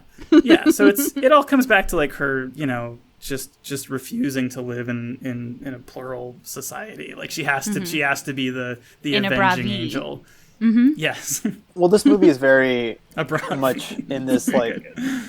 Her coming of age is also a lot of like just understanding the world and like how things are fair, unfair, and she's just hoping to find justice. And it's like in the classroom scenes. If I can go back to my classroom scene list. Yes, go on. Go on or go off. I might go off. It's like I didn't say we talked about this, but I put this at number 2. When she talks about the president's corruption, and she raises a salient point, and I put this at number 8. The first 9/11 argument kind of scene. There's a funny line about the teacher calling it censorship, but it's like she's just so confident in her worldview, and it's like, and as the movie goes on, and it's like, it's just nothing seems fair. Things are too black and white. She can't even punish this guy that she saw kill someone with her own eyes, and it builds up to like what I put at number 4 classroom scene, the last one we see, I think, which is it starts with someone making a point why teenagers should be president or something stupid, and then it just jumps into like another Middle Eastern argument, and she's just like screaming about how they like destroying the Twin Towers, just talking about Palestinians, and then it's like one of the girls in the class is like, who are you even talking about? And then the other kid that's really funny is screaming like, there's so many other people in the class inside. And she gets thrown out of the class, and it's just she just really, it's tough, we really got nothing in this world. It's like we can't even grasp anything. Yeah, she has a lot of convictions, doesn't have a lot of like worldly knowledge necessarily maybe, and is learning that like she can't make things happen just to like appease her own personal sense of justice. Like things just happen in certain ways sometimes, and whatever she thinks is right or wrong is not necessarily going to work out for her. Or whatever. She references this George Bernard Shaw play called Man and Superman. When she's talking to her dad, she says, I don't want to turn this into just like my own moral playground. And he's like, oh, that's from a Shaw. And she doesn't even know like what he's referencing, but she's like absorbed this play at some other point. Like she has some awareness of what she's doing, in terms of trying to make everything about like her own ethical argument or her own moral argument. So when she finds out that pretty much the wrongful death suit will not have any consequence on Ruffalo, her and Janny's friend and the lawyer are all out to lunch, and they all have ordered salads, and then they get to angrily eat salad, which I just thought was kind of funny. Great scene. That's one of my favorite lawyer characters on film. Yeah. But I used to think when I watched the other day that the other lawyer they get after is my favorite lawyer character in all film, but then I remembered Marriage Story and all those which lawyers. I haven't seen. Oh my god. Well, I think Ray Liotta and Marriage You Story can is my spoil it number for one lawyer. me if you want. I don't think I'll watch it. They get divorced. Doesn't work out. And then, but then I remember my cousin Vinny. All the lawyers. You got the stuttering lawyer. You got too many good lawyers. So I think I'll stick with my best cop character of all time. But I'm gonna have to withhold best lawyer character of all time. We'll have to work on a best lawyer list. Yeah. It's going to take some time. And after they angrily eat salad, right after that is when we're back in Broderick's class, and there's a kid who's like challenging his interpretation. That's what we're here for. This is what everyone listening to this podcast is like. When are they going to get to the scene where Matthew Broderick argues? This is number 1? This is number 1 on my classroom scene list. Okay. Maybe number 1 on my Margaret scene list. Margaret scene list. This is just. I mean, Jerzy did the research on this with the Lear, so please take it away, Jerzy. Okay. We should summarize it for the listeners, since apparently this is for people that haven't seen the movie. So this is another scene where Matthew Broderick's character is teaching King Lear to his students, and they're discussing, apart from King Lear, it's from Act 4, Gloucester is blind and dying, and he says, "As flies to wanton boys are we to the gods? They kill us for their sport. And I think he pauses and says, they kill us for their sport. What is Shakespeare saying by that? Lisa. And I think Lisa says something like, I think it's self-evident, or she doesn't. Well, first she says, comments. I don't know, and Matthew Broderick says, that's not good enough, Lisa. Yeah, right. Shakespeare wrote something, have a reaction. Wrote something, yeah, I like that too. And then she says it's self-evident, right? Or she says it's obvious. And then another character, another student explains the obvious meaning of what Matthew. This, by the way, is what's called like an underhand toss to your students. You give them like a real easy metaphor to work with. It's like unpack this really obvious idea for me, like just to talk about it. So we're getting into teacher psychology now. Oh, a little teacher tricks. So the idea is that some confident student who is looking to build their confidence can say like, like we are to the gods as flies are to wanton children. Like we're just playthings, So like human misery is actually has no meaning behind it. It's just like all suffering is meaningless. Like it's absurd how meaningless and empty life is. He says something to that effect, I think. And then I think there's a funny joke where he's like, he calls on another student. He's like, and Tom? And then the other student is sort of incredulous or because it seems like a news broadcast. He says like, style. over to you, Tom, or something. Yeah, over like to you, that. Tom. Yeah, I was like, oh, thanks. Thank you, Matthew. Thanks a lot, Matthew. That's the movie's boyfriend. Yeah. Yes, that's right. That's him. And then they get to this other character who is unnamed in the movie, but in the script he's named David, I think. And David really just David is like this. He's like this kind of scruffy kid with big sideburns and glasses. He seems like he reads a lot of socialist theory, like too young. And he's like he just like lays into this quote with his own interpretation about like maybe it's not that simple. Maybe it's about how like the gods are existing on a sphere of consciousness that we can't possibly understand as people. And Shakespeare is saying that like our efforts to understand this greater consciousness are all in vain, which frustrates the hell out of Matthew Broderick because it's a huge reach and it's completely not supported in the text, and it seems like just a big crazy idea that this kid is just like getting all sci-fi this anime kid's thinking about outside the box. Yeah, I guess you're giving him a lot of credit, but I actually think like he does have a point. So, but Broderick doesn't know how to react. And it's like, okay, let's move on. I want to move on. And the kid like won't let him move on. He's like, no, I think that if we are to the gods as flies are to wanton children, then perhaps he's saying something about our inability to access the greater consciousness. Jerzy has memorized the script. It's great. Oh. Well, Go on. this scene, I just read this scene. This scene's unreal. It's so good. It goes on for so long. Yeah, there's also these like, and this is what I think is Alex's favorite part of the scene. There are these stressful breaks where Matthew Broderick like paces over to his desk and drinks his orange juice, which He is like like a, angrily drinks his juice. Yeah, his little carton of juice. Yeah. He does it twice, and then the second or third time he does it. The last time, yeah. He takes a bite of his sandwich. He also takes a bite of his sandwich, which is it's so great. It's so people so real. like upset eating food is funny. I mean, Yes, I anyone agree. can. Especially while teaching a class. Like, Yeah. I've never would ever think to write a class and be like, okay, and then the teacher takes a bite of his little a sandwich. grown man with a little carton, like a little school carton of juice. Like, that's hilarious. It's that's hilarious. Great. Yeah. It's so good. There's great contrast. But you're 2 hours into this movie, and it's just a scene where Lisa barely has any lines, and it's just really focusing on this little.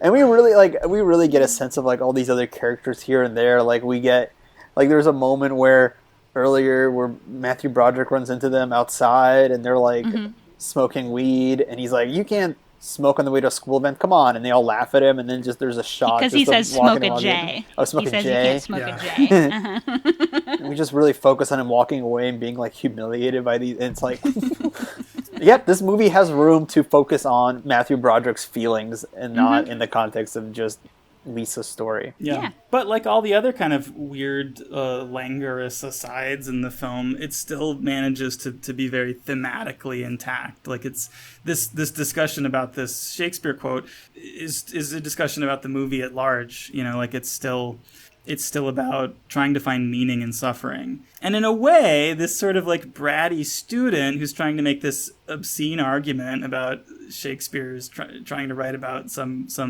lack of understanding of the consciousness of the gods, he's kind of onto something in that, like, what Gloucester says is sort of arrogant if we look at it from the perspective of this film, Margaret. Like, he's saying that the gods are toying with us the way that children toy with flies. Which, first of all, like, is that a thing that wanton boys do? They torture flies? That seems like it would be hard. I don't even know what wanton do. means.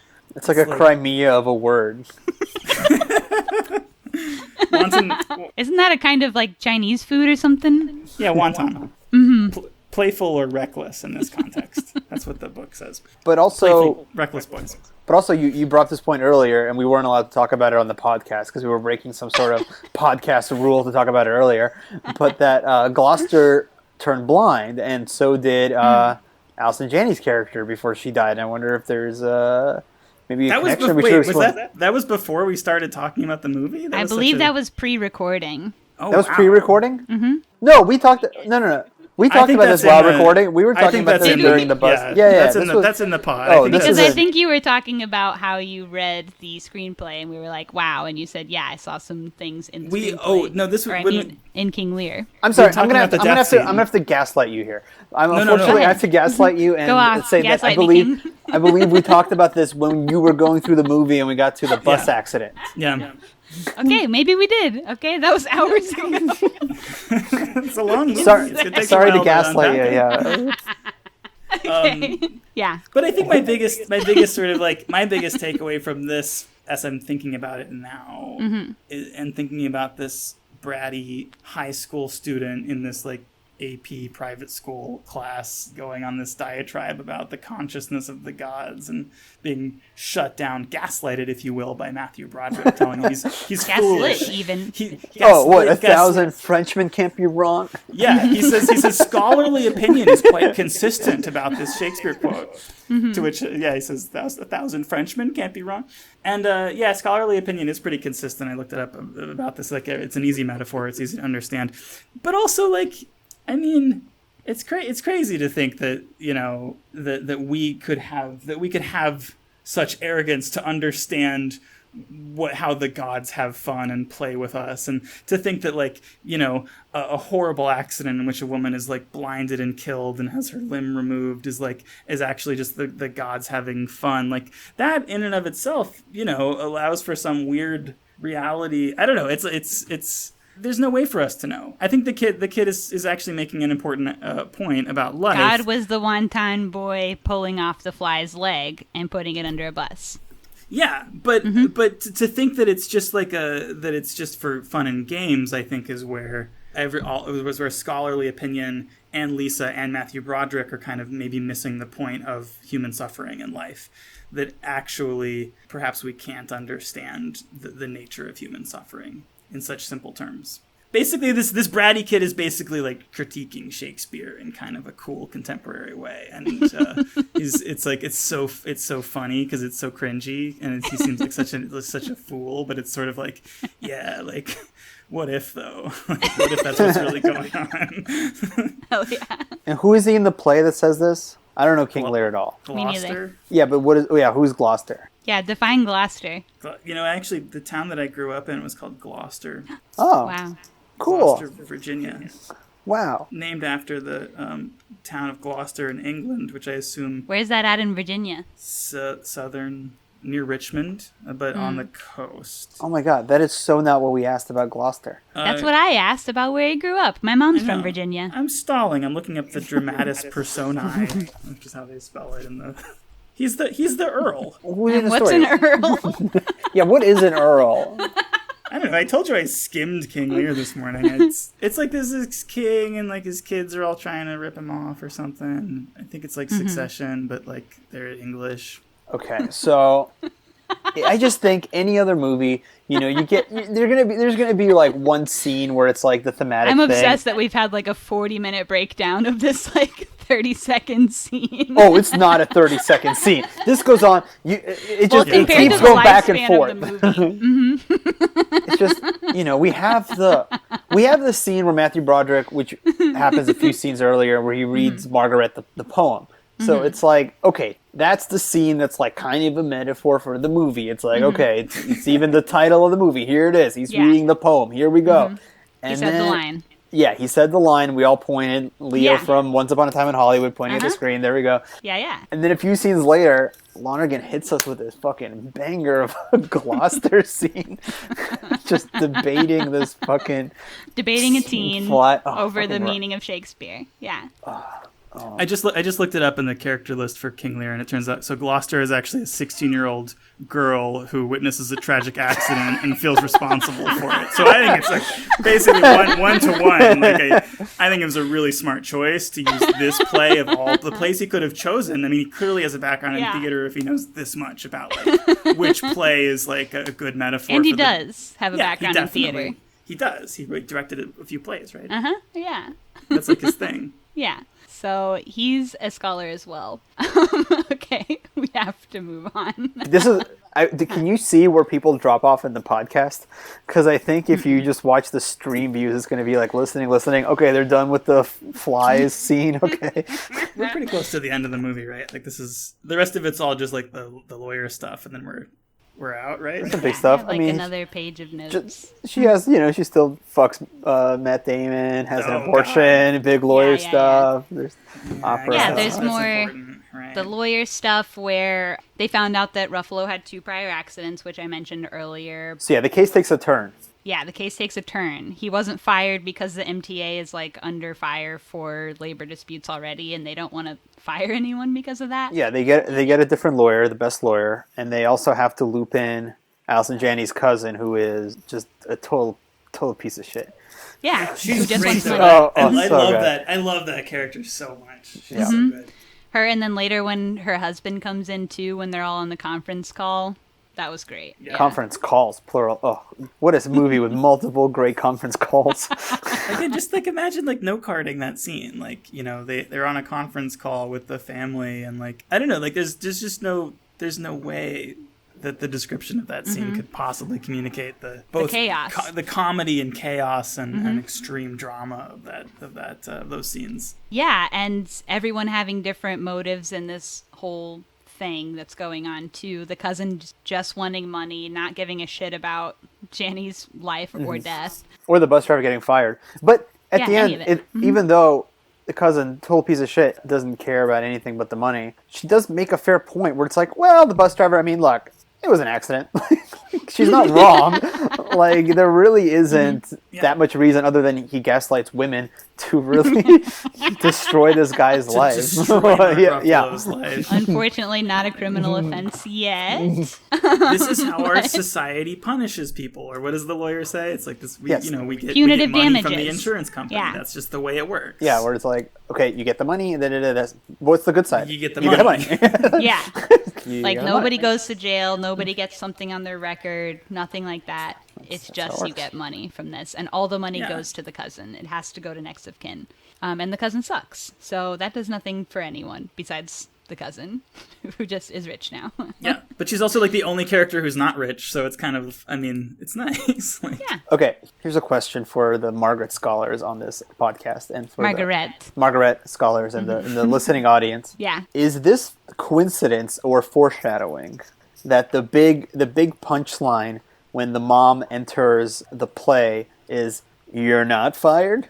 Because she comes out being a big rambly thing yeah. about like, if you're gonna fire me, Right. what do you have to say to that? He goes, "You're not fired," and everyone laughs politely and claps. And then what happens at the end? Ruffalo, not fired. Okay, not fired. Okay, I see where you're going with this. Okay, we got to make a call. Foreshadowing or coincidence? Is this gonna have to be a poll? No, we got to make a call right now on the line. I'm going to vote foreshadowing. So that's one for foreshadowing. Foreshadowing. Yeah, I can agree with that. I didn't think about that, but I think that's a really good point. yeah, I don't think it's like the strongest example of foreshadowing in the movie, but I don't think it was done without intention. I think everything rhymes so nicely in the movie that That's 3-0 foreshadowing. yeah, I don't think there's any coincidences in this film. I don't know. I think it's a coincidence that she's looking for a cowboy hat and then he's wearing a cowboy hat. It's a pretty big coincidence.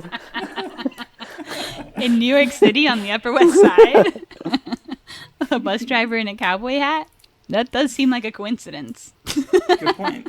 No, you're absolutely right. I feel like we haven't talked about the dad enough or at all. No. She's trying You're to buy right. the cowboy hat so that she can do this riding lesson with her dad. I think what I'm realizing is that the dad is fully not in my notes, really, besides mentioning that they were going He on a effectively trip. he causes the whole drama of the film. It's all his fault, and then he cancels the fucking trip. Like it doesn't even she doesn't even need the cowboy hat that she didn't get, that a woman died for. You know, it's all about a negligent father. He cancels his trip because he doesn't think they're excited enough. Like, go be a fucking dad. He's such a baby. All he does is call. He's like, hey, do you have a boyfriend? Oh, here's a tip. Ignore boys. They'll like you. Like, what are you? Yeah. Shut up, nerd. That was weird. Yeah, and he cancels the trip partially because he can't get an answer about what they want to eat at their resort or whatever. It's like, if you won't tell me what you want to eat, then we're canceling the trip. Yeah, you think the mom doesn't deal with her trauma. What about this guy? He's like, hey, I'm canceling your trip because you're going to tell me what you want to eat. Go take horseback riding lessons. I think they'll really pay off. But it's awful that this woman dies. Like, sure, you know, this innocent woman dies for this fucking cowboy hat, and the whole thing is meaningless. Like, it's so... No trip. I think they should have at least ridden some horses, you know? Yeah. Does he really ask her how she's dealing with this death either? He's just like, you're not answering me about the cafeteria. They do talk about it, but then mostly he's just concerned of helping her with, like, the legal side of changing her police statement. Mm-hmm. So he's just like, oh, I'll call my lawyer friend to see if don't get in trouble. But when he drags her for not answering the phone, he's not like, look, I know you're going through a lot. No. You held a dying woman in your arms, etc., but I need to know what you want for dinner in 2 months. Yeah, he's being pouty. Yeah. And he tells her to tell Curtis, the younger brother, that the trip's canceled. He's not even calling, like, the little kid to cancel himself. He's like, oh yeah, also tell your brother. I'll call you in a few weeks. Yeah. Bye. True. Yeah, that sucks. But also, remember, this is like 2003. Like, we're judging them by 2021 parenting standards in terms of, like, being sensitive to their traumas and stuff. Like, it's...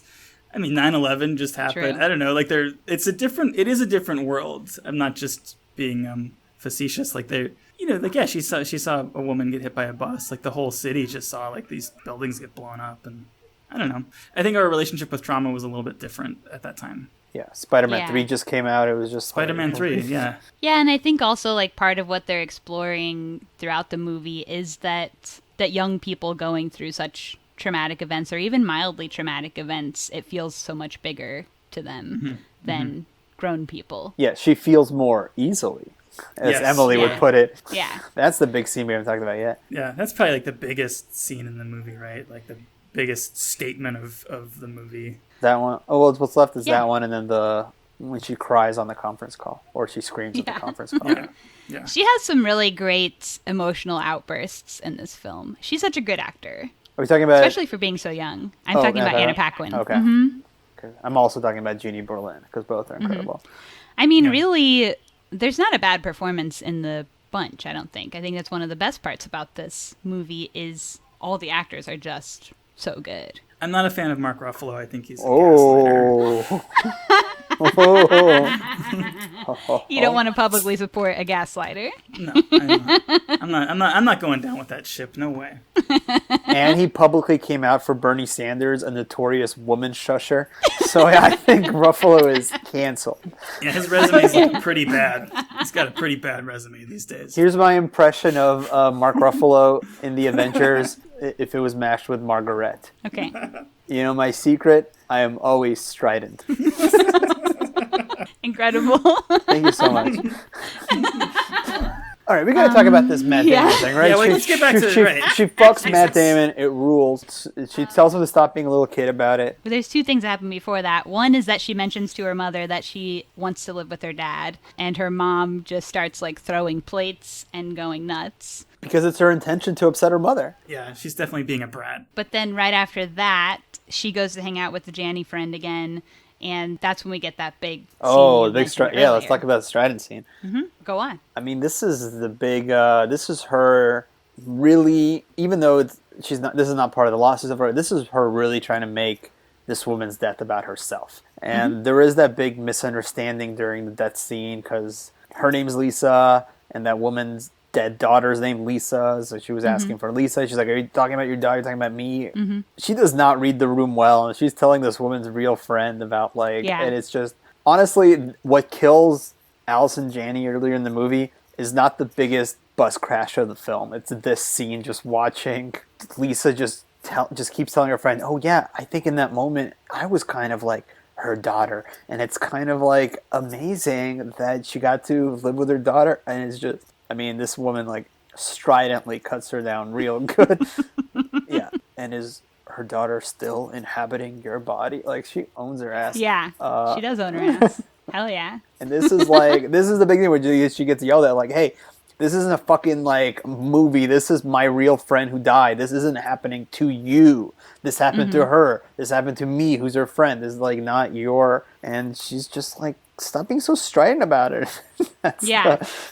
And that's the word that just really pushes her over the edge. Kicks her out. Yeah. Then she's sobbing. She's apologizing for saying strident. She used the wrong word. I don't know. I don't have an analysis. I'm just like, this just seems like incredible. This is in my top tier scenes of the movie. She accuses her of treating everyone around her as supporting characters to her life, or to the opera or the play of her life, and foregoing everyone else's humanity. Like, she's like, we're all just people. You're a person. I'm also a person. Your mom's a person. And you're treating us like we're characters that you get to dramatize. Like, you play with us like ants for sports or something.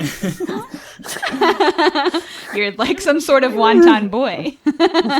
She really sees her, though, right? Like, she's really the only character that seems to have a super accurate read on Lisa in the movie. Like, oh, totally. She's like, you don't think this has anything to do, Lisa, with, like, your tough relationship with your mom right now? Yeah. Like, got her. She gets her ass owned. And like, it's pretty sick. Her mom is too caught up with her dating life with Ramon to even dole out such criticism. You know, she can't say, like, Lisa, you're making this about yourself. I think it's a little unhealthy. She's able to say, like, I think you should focus on your schoolwork, but she's not psychoanalyzing. She's not able to psychoanalyze her daughter the way that Emily is able to. She's maybe too close to the situation, too. When it's your own daughter. Yeah. I think if your mom said something like that to you, you'd be like, shut the fuck up, Mom, what do you know? Yeah. You know, like, but when it's like some stranger, essentially, like, it hits a little different. This should be the scene in the movie where, like, everyone is just on the same page in terms of absolutely loving it. Like, if you've been not enjoying the movies up to this point because you think Lisa's a real asshole, like, I don't like this movie at all because this character is unwatchable. She's horrible. You know, this should be the movie that's like, oh, finally, one for the audience. Like, shut her down. She's really, really bad at talking to people and existing in this world. I think she gets owned a couple times throughout the film, right? Like, she gets called a cunt. What's the other big owning? Early. And yeah, then... but that seems more democratic. Like, they're just like mom and daughter fighting. Mom and dad? Yeah, her mom's on the back foot, and she calls her a cunt to, like, try to get power that she doesn't give it. It's just like this is like her thinking, you know, oh yeah, I'm connecting with this woman, and then, you know, boom, losing all in the scene. True. I guess she doesn't get, like, necessarily... She's never owned as hard, that for sure you can say. But I think a lot of her interactions with especially adult characters throughout the movie are just her saying something, thinking she's being normal or chill or whatever, and then the adults absolutely going off in her face or screaming at her or etc. Except for one beautiful man, which is Matt Damon, hot teacher. Hell yeah. The only one who gets her and empathizes with her and meets her on her level. He's the Indiana character. Yes. The only good guy in the film from Indiana, that's true. Finally, the only just good hot person. A decent New Yorker. You know, they're always transplants from the Midwest, right? Yeah. I will say, just putting on the list, because we've glossed over a few, but yeah, I put the... That very first opening scene, that classroom scene where she talks to him, number 7 on my list. Okay. And there's a little scene where it kind of like talks to him about the bus situation, and then another kid's trying to get into the class, and he's like, there's a lot of people out here, and it's very hard to breathe. He's like, shut the fucking door, basically. Shut the door. Yeah. I put that as number 6. Okay, that was pretty good, yeah. And I think that fills out the list, except number 5 I put, which may be too low. I know Jersey loves this, is very early on. Matthew Broderick's just assigning roles to Reed and Lear, and he says, and I'm going to hog the role of Lear again. Yeah. It's cute. It makes me like Matthew Broderick's character immediately. Yeah. And then just I love him more. You also like the hog roles. Mm-hmm. Yeah, clearly. Which you tell by the way I've been dominating this pod. Yeah, I don't think I have too many more details about, anything happening inside of a classroom. So if there are more classroom things. That was it. I mean, I feel like people in the podcast could piece together my full list now that I've listed every number. All the information is there. Take a pic of the list, and I can post it with the episode. Oh, no, this is a very messy list. No, this is... Kayla, do you have a favorite classroom scene? Do you agree with us? Kill Us for Their Sport is number one? Ooh, do I have a favorite classroom scene? Which one did you say is number one? The one we spent an hour discussing. Spent an hour discussing.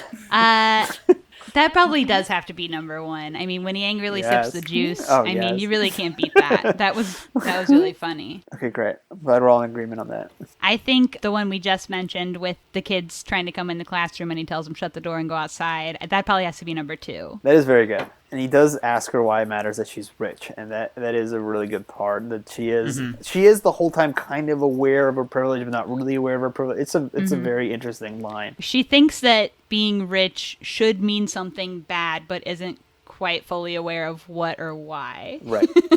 Yeah. So Matt Damon's the only one who's nice to her, and she does go to his house and sucks his dick. Well, we don't know what exactly happens. Well. Wait, is it in the extended? No, what the extended cuts out, they cut out an angle that shows her going down on him. And that's what the theatrical has. It's such a funny shot. And I think is a big mistake losing that shot from the extended. Yeah. But do you think they also fully bone? Oh, they also fully boned for sure. Yeah. Because but we don't see any of it. No, it's a cut because she tells him it's just sex, and also she has an abortion, even though it could be Kieran's baby. Matt Damon's face is not the face of, well, I just came in your mouth, so it's fine. Like, that's the face of a man that fucked a child. Well, maybe he doesn't know how it works either, and he's like, can you get pregnant from the mouth? I don't know, because, I mean, we can see from earlier conversations that sometimes grown men also don't know how sex works. Right, as he rides away on his little bike, I'm sure. Him riding on the bike, I did love. It's so funny. Well, and he also does, when she rides the bike, he gets a little looky-loo at her backside. So he already was waiting with the boner when she came over, I think. I mean, he clearly should not have put himself in that situation. No. You can't let kids come to your house. Jerzy, just officially, where do you stand on teachers and professors fucking their students, especially if students are underage? Just an official stance, please. With high schoolers, like it's like a private school on the Upper West Side. Yeah, private Jew school.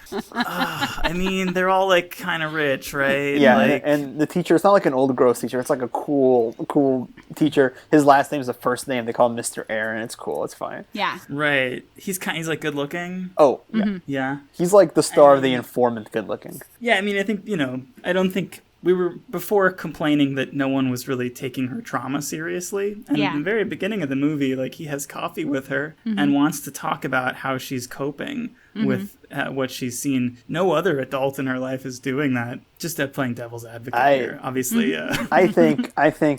We haven't gotten a clear stance on fucking or not fucking. He's dodging the question, and I respect that dodge, and I'm going to allow it. I think that she clearly comes to a teacher, even though she's always flirting with them, like at least in a classroom setting. Hey, can I talk to you in a classroom? He could have said, let's talk after class. He did not need to take that to get a coffee. Come on, my man. Come on, Mr. Aaron. Yeah, really, the coffee was the first mistake. But no one's talking to this girl. Like, I don't know. It's tough. Yeah. I don't know if there was a way to course correct with that relationship. I mean, he just keeps making the worse and worse decisions. I think letting her ride his bike around was a bad idea, She's hot, and he does care, though, also. Maybe. Yeah, maybe he cares. I don't know. If the student is hot, then, like, what do you do? You don't... You're gaslighting us about what we should do. I don't know, like, New York... 2003, it's a different time. Like, there's different views on... Yeah, the towers just fell. He shouldn't be alone right now. When I was in high school, my chemistry teacher was dating someone in my class, too. And like dating? Like they'd go out on dates? Like, they got married as soon as she graduated. I guess there really was some chemistry there. Are they still together? Is it still a thing? I have no idea. And that was a long time ago, and I don't know. I was not friends with them. Everyone knew about it. Okay, well, what else? What else is going on? We got Ramon's funeral. Yeah. Before Ramon's funeral, we got into the big Jewish fight. Yeah, the dinner. Because she gets into a fight at school about like Arabs and stuff, and then the fight carries over to dinner with Emily. Yeah, with Janny's friend, aka Emily. And Anna's there, the mom and the boyfriend are all there. And he's got the right point. It's like, It's violence is only like considered violence against the state, but the state can use violence and keep the status quo going. Alex on Rosh Hashanah. Happy New Year, everybody! I think, and then she gave the typical Jewish response,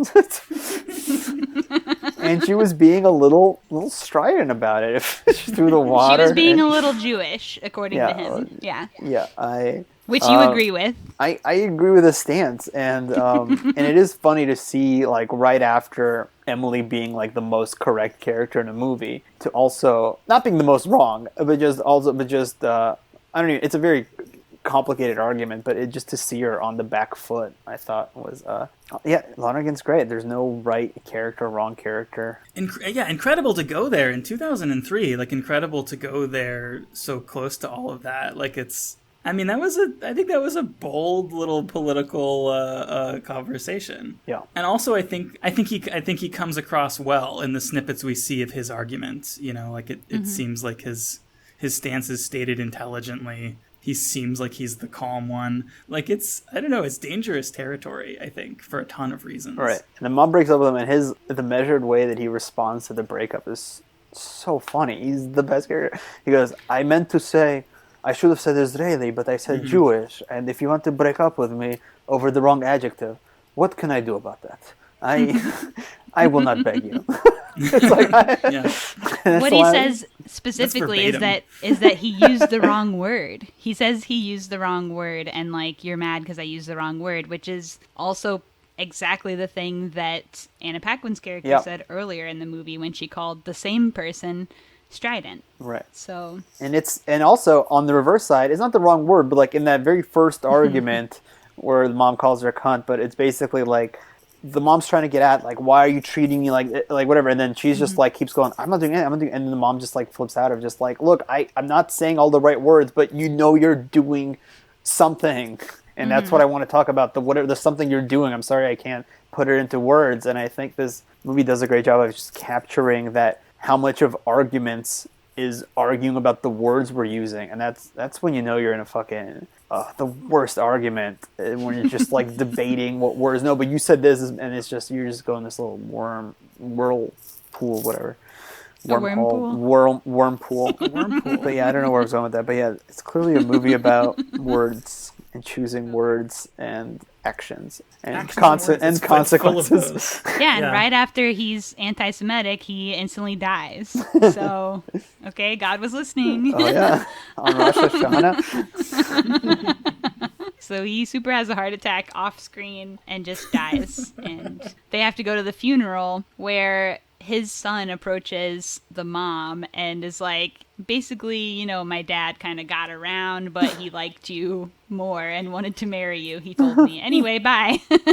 Yeah, he's like, she's trying to introduce him to Lisa. He does not care. He's just like, let me give a little speech. There's like so many other clearly single heartbroken women there. It's like, I wonder how many times he's given this speech in the last 20 minutes. Oh, you think so? You think everyone's getting this? I think everyone's getting a little speech or something. I think this is the part that I feel is suddenly very sitcom-y. Like it just feels like such a weird genre shift and tonal shift. Yeah. At this point in the movie too, it's just so unexpected that it. Where you're like, what do we do with Ramon now? Let's kill him. Yeah, it's broad comedy. It's totally Seinfeld. He gets this goofy off-screen death, you know, after this like awkward social faux pas, and then it's like even the way the funeral is shot, all these like medium shots and the sun coming up, like it feels way more like a different movie suddenly for a second, and it's very, very funny and weird. Yeah. If he doesn't die, how can they end up at the opera at the end, which makes you cry every time? There's no other way to get them 2 tickets. I know. It is an important death for dramatic purposes, for storytelling purposes. Okay, so next is the big emotional outburst over the conference call. So the bus company wants to settle and pay the money, but refuses to fire Mark Ruffalo because that would be an admission of guilt. Paquin just has like a huge emotional outburst over this because the cousin doesn't care. They just want the money, and nothing's being done, and Mark Ruffalo still isn't going to face any consequence. They're like, why do you even care? It's like, I'm the one that killed her. And I know I'm wrong, and he doesn't know he's wrong, but how is he going to know he's wrong if he doesn't get fired? That's when I cried the second time I watched this movie in the last week. Yeah. That got me good. Yeah. She just wants him to know he's wrong, but he's a fucking gaslighter. I need him to know gaslighting is wrong, and also the killing women thing. He's an abuser. Killing that woman is like not even in the top 3 of the worst things he does in that movie.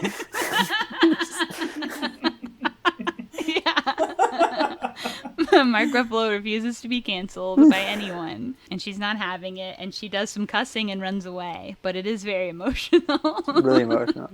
Honestly, the way the lawyer handles that scene also really breaks my heart. Like, he's just he has to be, he's following the law. It's like, who gets the thing, but he's being very gentle with her feelings, and it's tough. Mm-hmm. It's a tough loss for Lisa, even though the cousin gets fucking $500,000. That was pretty much their last thing they could do, too. Are you crying in that scene because of, like, who are you connecting with in that moment? Is it the vulnerability, or is it like the realization? Is it just the kind of like everything hits home for you in that moment? Or yeah, I mean that is the climax of the movie, and it really, when Lisa really it just all comes out. It's like she's like I think that's the first time she says I killed her, and she's just really just wants, and it's just such a small want. I just want him to know he's wrong, and it's just she's not getting it. And the rest of the movie we see her kind of abstractly dealing with her guilt or finding ways around it, and this is the first time she verbalizes it. Yeah, she really admits fault, and it's like the first. She's always just saying everything in such intellectual ways, this and that. And this is the first time where it's like you just hear it all laid out, and she really does just seem like a little kid, just crying and so upset. And it's I don't know. It's I don't know. You gonna cry right now? My cat's chasing his tail. I'm changing the subject. So we're gonna talk about.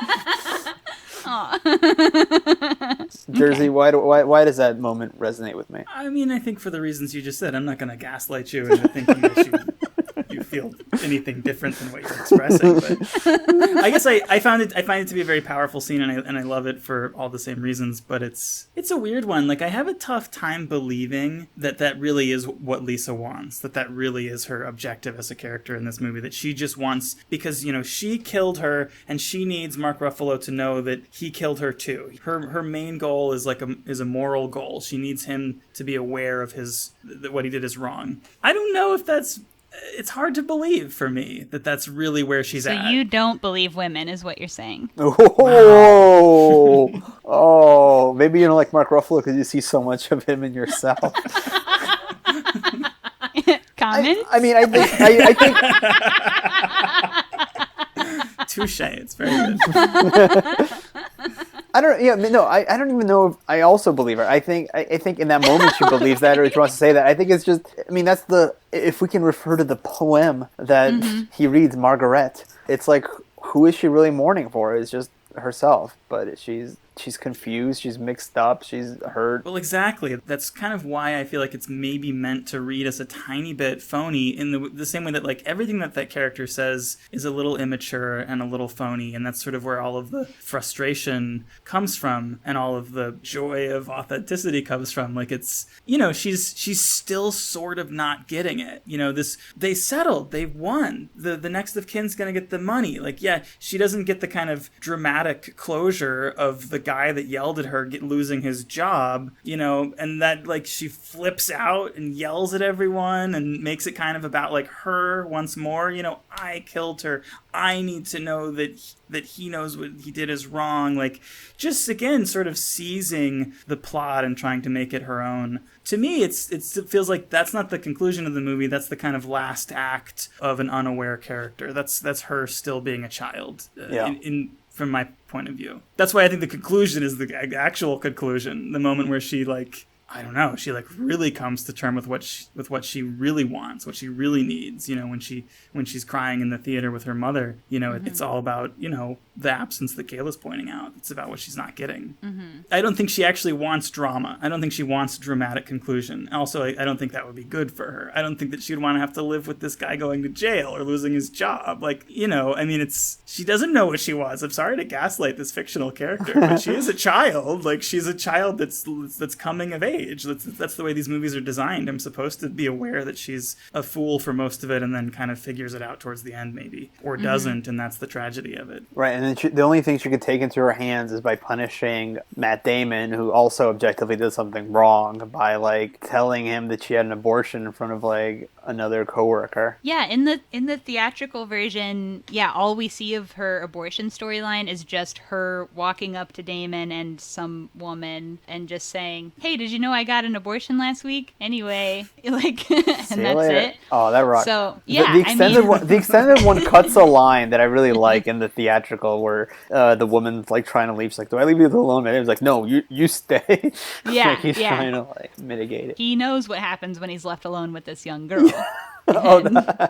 You know, probably not great. But yeah, in the extended version, they do have the whole thing of her finding out she's pregnant, going in to get the abortion, and all that. And her mom's very supportive during that, by the way, and there for her. So, but it feels sort of requisite. It feels like that's just like a standard mother-daughter moment. I kind of get cutting all that. It feels too basic in a way for such a weird movie. I kind of get it, but also I think if you're going to cut all that you should also probably cut this, "Did you know I got an abortion last week?" Because it almost Hard seems disagree. like Hard disagree. It almost seems like a lie because you never see or hear like any other mention of this in the whole movie. She just like runs up and says that. It almost seems like she's just kind of like lying for attention and to make him sweat, which I guess is fine, but I don't think that was the intention. Yeah, but it's fun believing if that's the case. I always took it at the face value.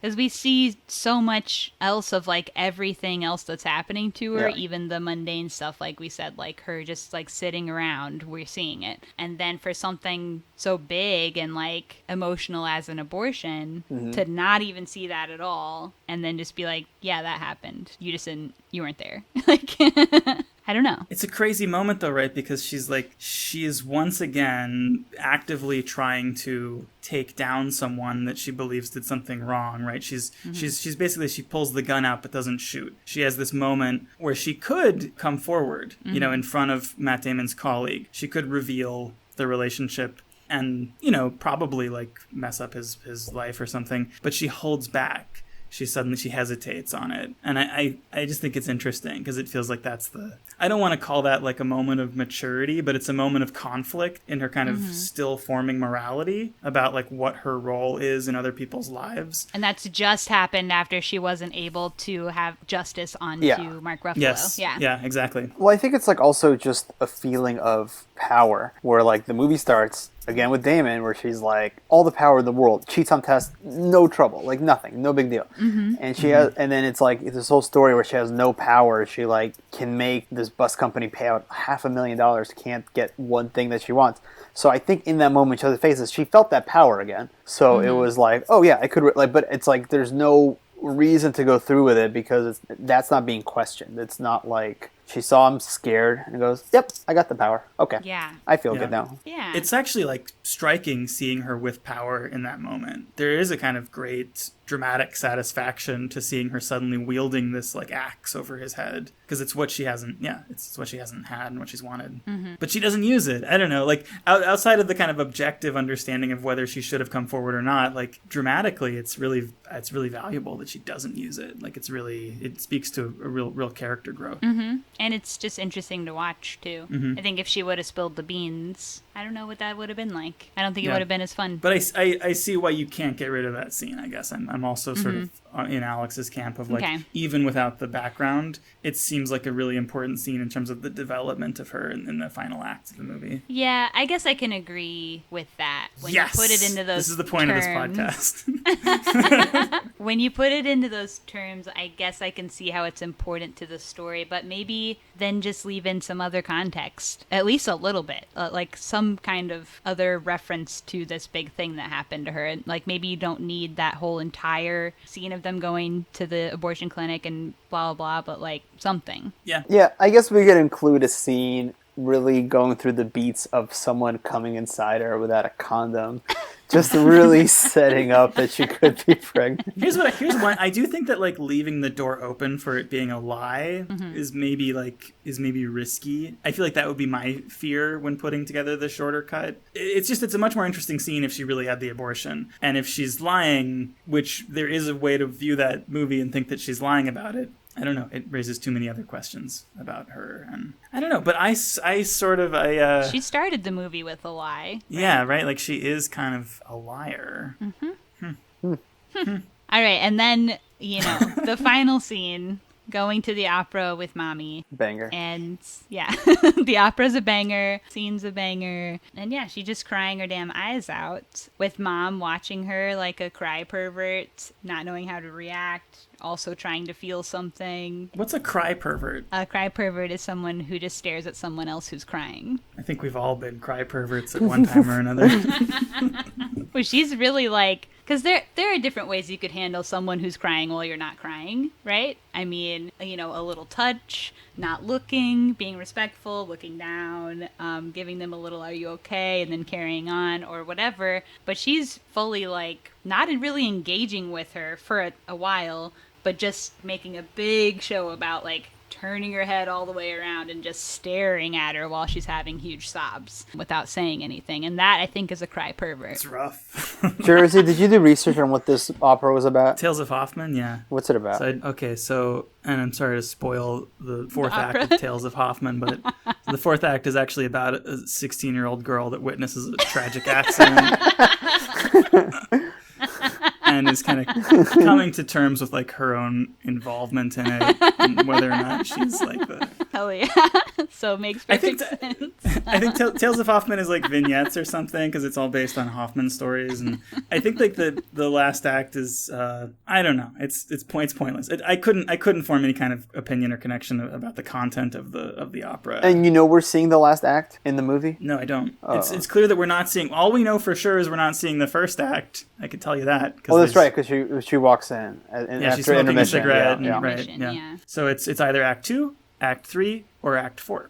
So we've narrowed it down to which act. I guess we're ending this podcast on a whimper of on lack of clarity on insight on what this opera was about. I mean, yeah, that last scene is more about the emotion of what's happening and less about anything that you're seeing, right? Yeah, I'm just curious. There's a little sneaky little metaphor in there. Yeah. There probably is. I kind of dragged my feet on trying to read about Tales of Hoffmann. Wow. Yeah, I know. It was just you were tired. I took a nap like right before this, and I was busy making my top 10 list. I mean, I think it's like we all watch it and think about the big fight, the big mother-daughter fight, the cunt fight, you know, where she talks about how she doesn't like opera and she tries to convince her that she likes opera, and all of those words and that conflict that's floating around the characters in that moment. And I don't know, it's just fucking sad. They're both crying their asses off. It's horrible.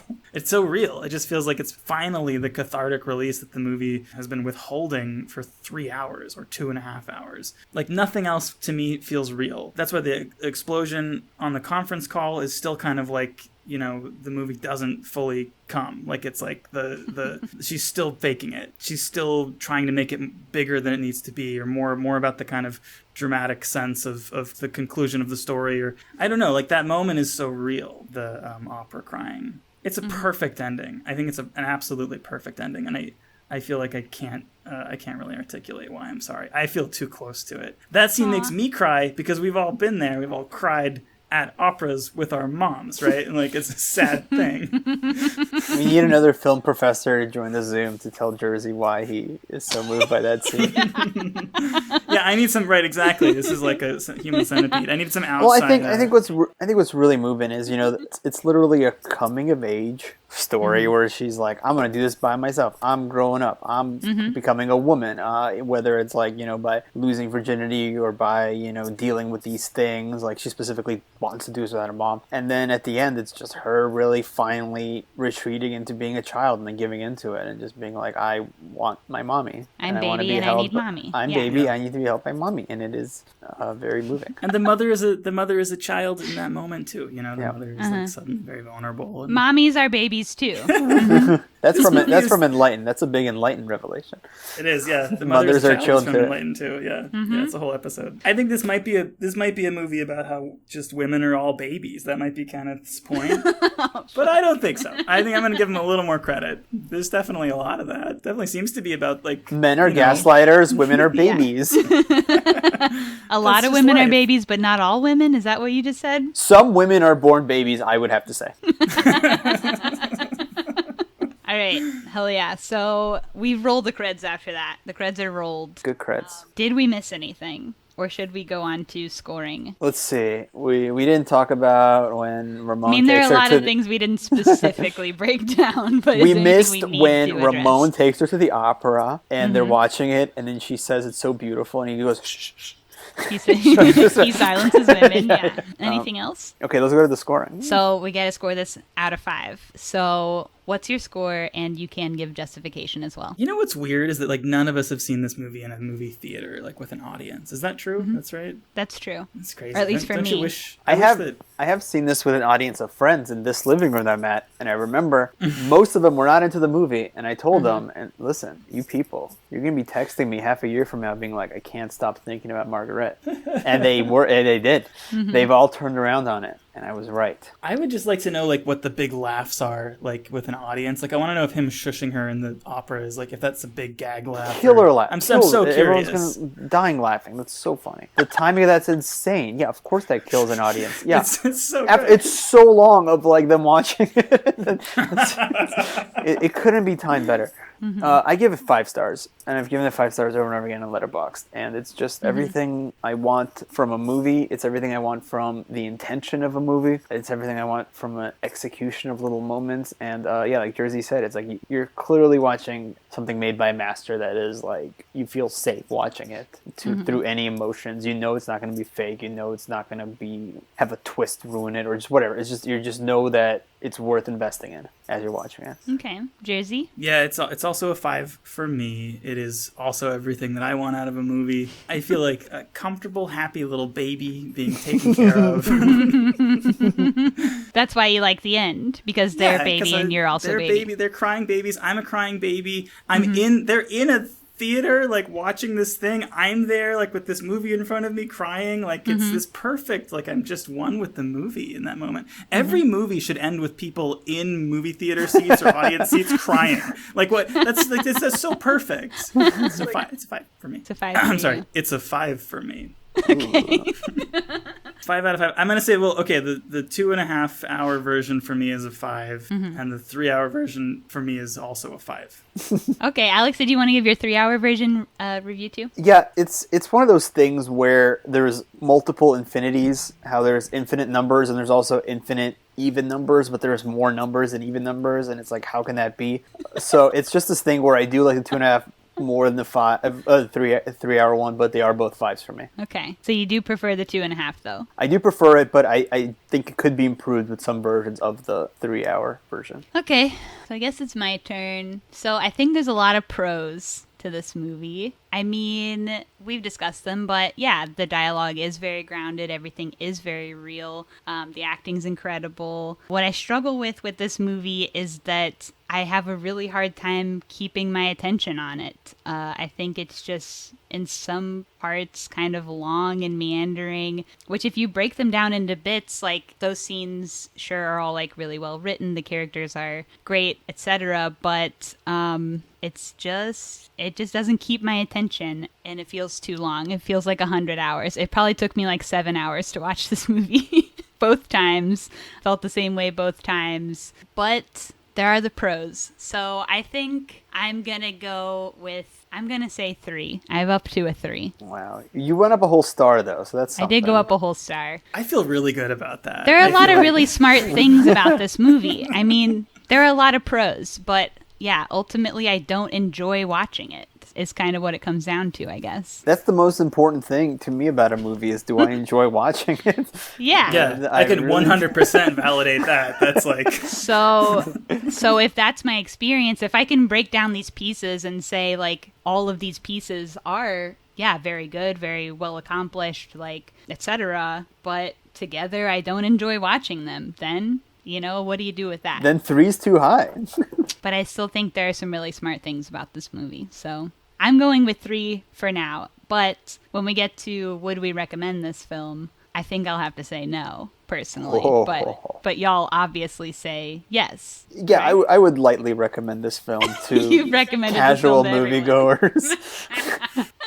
Jerzy, what do you think? I mean, that's a tough one. Like, Alex recommended it to me, and here's what he told me. He was like, "Oh, this." But he knew you were a pervert going in. He knew it. Yeah, he knew I was a cry pervert, and then I would love this movie because I like these kind of talky movies. I can totally see why this is not everyone's favorite movie. I think this is a niche movie. I think this is a niche genre of movie. I would say it's worth trying it.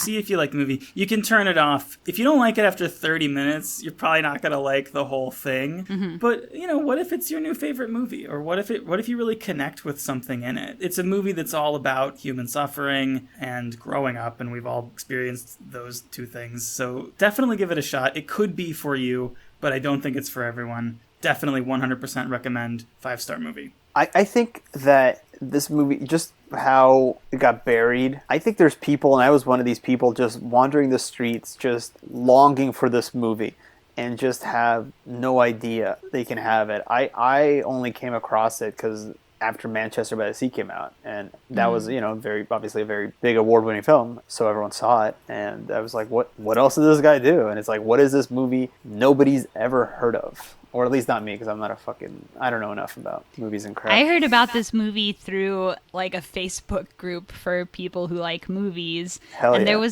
there was some time where like over a couple days I saw this movie come up like 4 times with people just being like, this is the best movie I've ever seen. So I was like, whatever, I'll check it out. And then, didn't like it. Now it's time for ScreenVomit.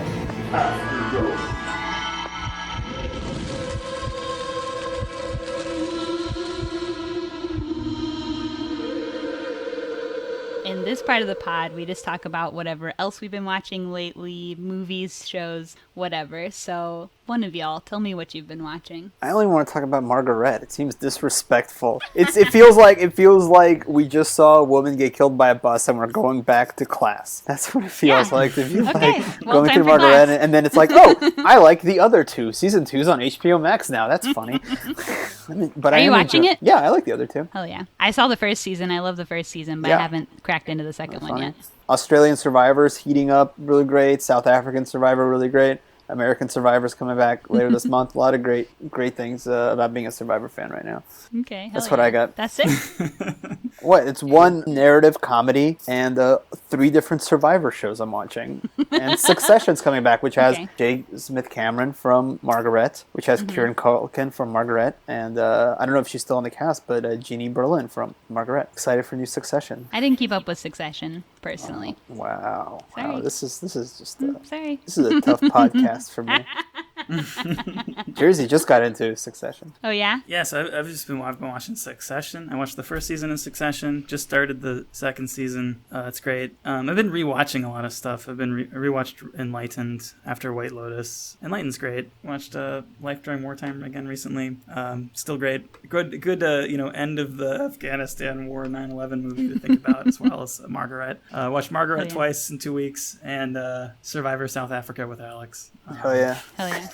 Great. It's great. It's really ramped up quite a bit. All right, that's it for you? For both of y'all? That's all I got. I wish I had seen a Friends good movie or something in the past 2 weeks. I wish I could plug something that's not just an HBO TV show or something. But unfortunately, that's what I've been watching. I've seen a cut of 2 cuts of a feature by ScreenVomit favorites Clay Tatum and Whitmer Thomas. Oh, yeah? And their movie is really good, but I don't know when that's coming out. I don't think they'll be out by the time this podcast comes out, but it's great. No, probably not. Okay, I have a couple things, too. Go off. All right, so I watched the 2019 film Dogs Don't Wear Pants, which is a Finnish film. Have y'all seen? It's about a guy whose wife dies, and he's kind of fucked up about it until he finds a dominatrix, and shit gets wild. It's very beautiful. It's got cool gore. That was very good. Dogs Don't Wear Pants. Okay. I watched the 2005 movie La Moustache, which is about a guy who shaves his mustache and then is upset when nobody notices that he shaved his mustache. That's a great premise. It is. I kind of went into it thinking it was just going to be a silly, absurd movie, but it actually was very intense. and Twisted. It was really cool. La Moustache. I actually paired that with a short, which I've already seen and talked about on Pod, but the short called Flick, I think is a very good precursor to the movie. It's about a guy who can't get a booger off of his finger. It's kind of the same thing where it's a very silly premise, but it's done in a very intense way. So I really like that short too. Lastly, I watched this movie from 1996 called Kissed, which is about essentially like a poly relationship, except that one person is a necrophiliac and fucks dead people on the side of her regular relationship. But it's like the tone of it is like a beautiful romance movie. It's like very sincere and like sweet movie. So I kind of like that, having like a really fucked up premise but playing it very sweet and sincere. I thought that was pretty cool. That's called Kissed. Great. And I guess in a way those are all the three features are sort of love stories, which I famously hate love, but these were all done in very interesting ways. And Why do you hate love? I just never enjoy a love story. Almost never. It's very rare.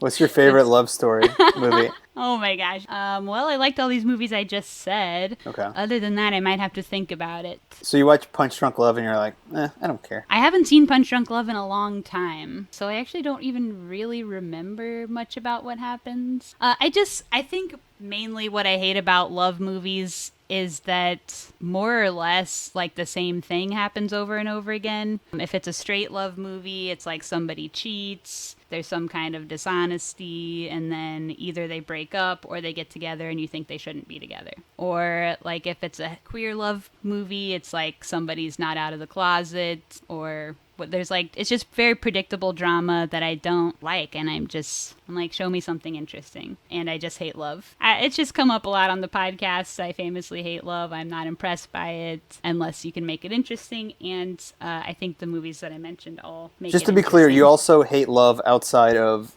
cinema. Just the love in your life, you reject it. You're not. Yeah. You don't want it. I'm not interested in it. Don't come at me with that, etc. Unless it's non-romantic. You mean like loving like a piece of furniture or like a food or something, like A friend, some would say. Yeah. A normal person's mind would Yeah, go Jersey, to. your example of a non-romantic love jumps straight to inanimate objects. yeah, like a thing you really appreciate, like this like pencil that writes really well, or like Yeah, I love a good pencil. yeah, like a dry erase board or something that just like is perfectly placed. Yeah. Anyway, Can I ask a would you rather? sure. Would you rather watch Margaret again, the 3-hour cut, or experience romantic love in your life? How long do I have to experience romantic love? Is it 3 hours or less? No, let's say a year, a full year of romantic love, of incredibly positive, passionate romantic love. It's positive? That might be new for me. I don't know. No, zero downside, Oh, God. I'm sweating. other than the inevitable sadness that it ends. Yeah, is this open to the room? Because I think this is an interesting question. I like this. Answer the question, Jersey. It's a really tough one. No, I just want to talk about the question. Because I think the problem with like the love option is the fact that it ends, as you say. Like that's it's like movies are great because when it ends, it feels, if it was a good movie, it feels good that it's over. Which is the way relationships ought to be, but so rarely. I don't think are. I have trouble with the ending. The ending of relationships, I don't think that bothers me that much. That's the best part for you, is when they Well, based on the types of people I end up dating all the time, generally it's a blessing when it ends. I gotta say, I don't think I'm alone with this. I feel like the ending is like the worst part, right? Like that's like That's how a normal person would think. Yeah, hot take, but I have to agree with you that the ending is usually kind of rough. But like the film Margaret and relationships, I definitely cry at the end. But the crying at the end of Margaret is a sort of cathartic crying that contains beauty for me. The crying at the end of relationships for me is just filled with regret and remorse and dread, and it's horrible. See, I think I've been through enough ending of long-term relationships that I'm like, I can make it through that. Like, it sucks for a little bit, you're sad for a while, but then it's like, whatever, it's over. Like, you can make it. Yeah, I like mourning the relationship while it's happening. And just going through the pain during. And then when it ends, it's like, oh, that feels good. I kind of just personally, like, I'm not really into marriage or stuff like that, so I kind of feel like I don't put a lot of pressure on anything being forever or whatever. So I expect that there will be a time when it will end. I don't always want that to be right now or soon or whatever, but I kind of think at some point that's going to happen, right? Sorry, have you answered the question yet? Would I rather watch Margaret or be loved? Actually, neither of us have really been able to answer this. It's a good one. I mean, I could answer it. Margaret. I mean, yeah, you gotta pop over. I think I kind of answered it. I like crying at the end of Margaret. I don't like crying at the end of relationships. So I guess I'll go with Margaret if it really is like a binary thing like that.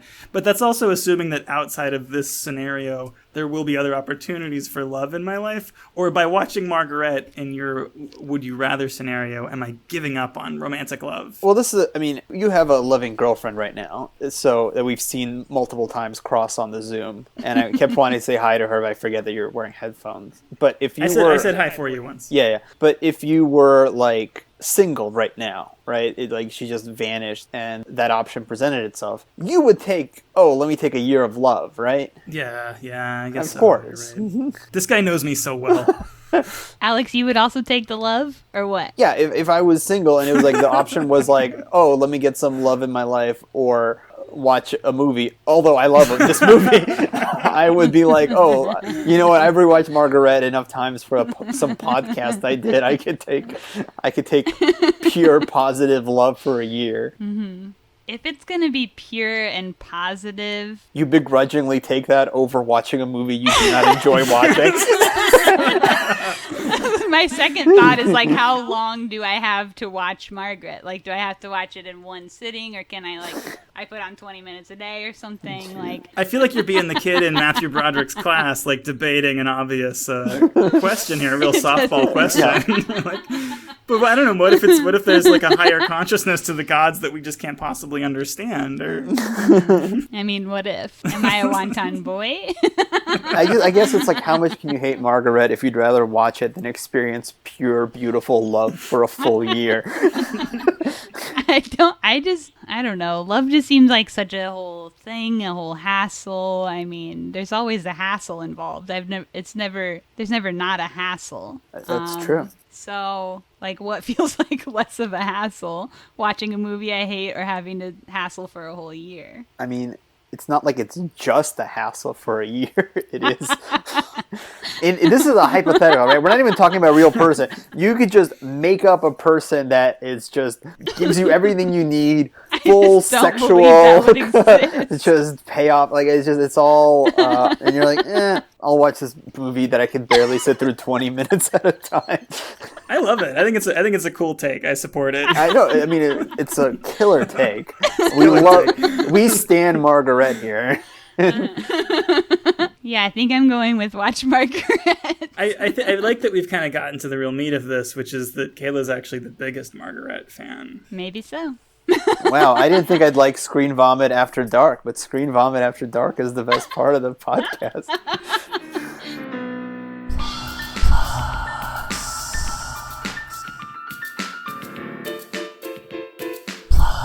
So, do y'all have stuff to plug? Where can people find you, etc.? I have nothing to plug. Plug something. My social handles are my last name. myfullname.com is my website. You can see my short films. I got nothing. You guys should watch Survivor. I plug Survivor as a fan of the community. We can always use more fans. Oh yeah, Jerzy. I got to plug Man and Superman by George Bernard Shaw. Spring and Fall to a Young Child by Gerard Manley Hopkins, and just the fourth act of King Lear by a guy named William Shakespeare. Oh, Billy Shakes? Billy Shakes.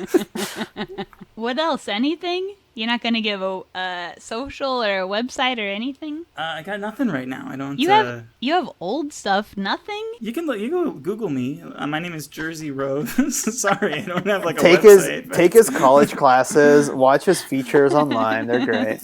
Like, and his shorts. Here's my plug. I'm like a really nice guy. I hope that's come across.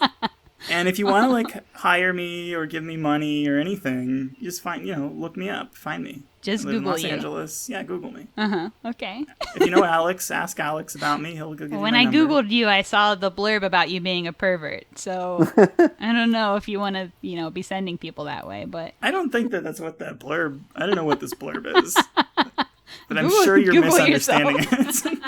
okay, so if that's all the plugs for y'all, I can do mine real quick. You can find the show on Instagram and everywhere else at ScreenVomit, one word on all the stuff. You can send me an email at screenvomitpod@gmail.com with your thoughts on this movie or other movies, or suggest a movie, whatever. I don't know what we're watching next week yet, but you can follow on Instagram. I'll post it there. And that's all my plugs. So thanks, you two, for coming on. Thanks for Super fun, having yeah. us. This was great. Anytime. This was Let's really do it. fun. Let's do it again next week. You want to do the 3-hour version next week? Oh, yeah. Okay, thank you. And I'll see everybody else next week. Bye-bye. Say goodbye. Oh, goodbye. Goodbye.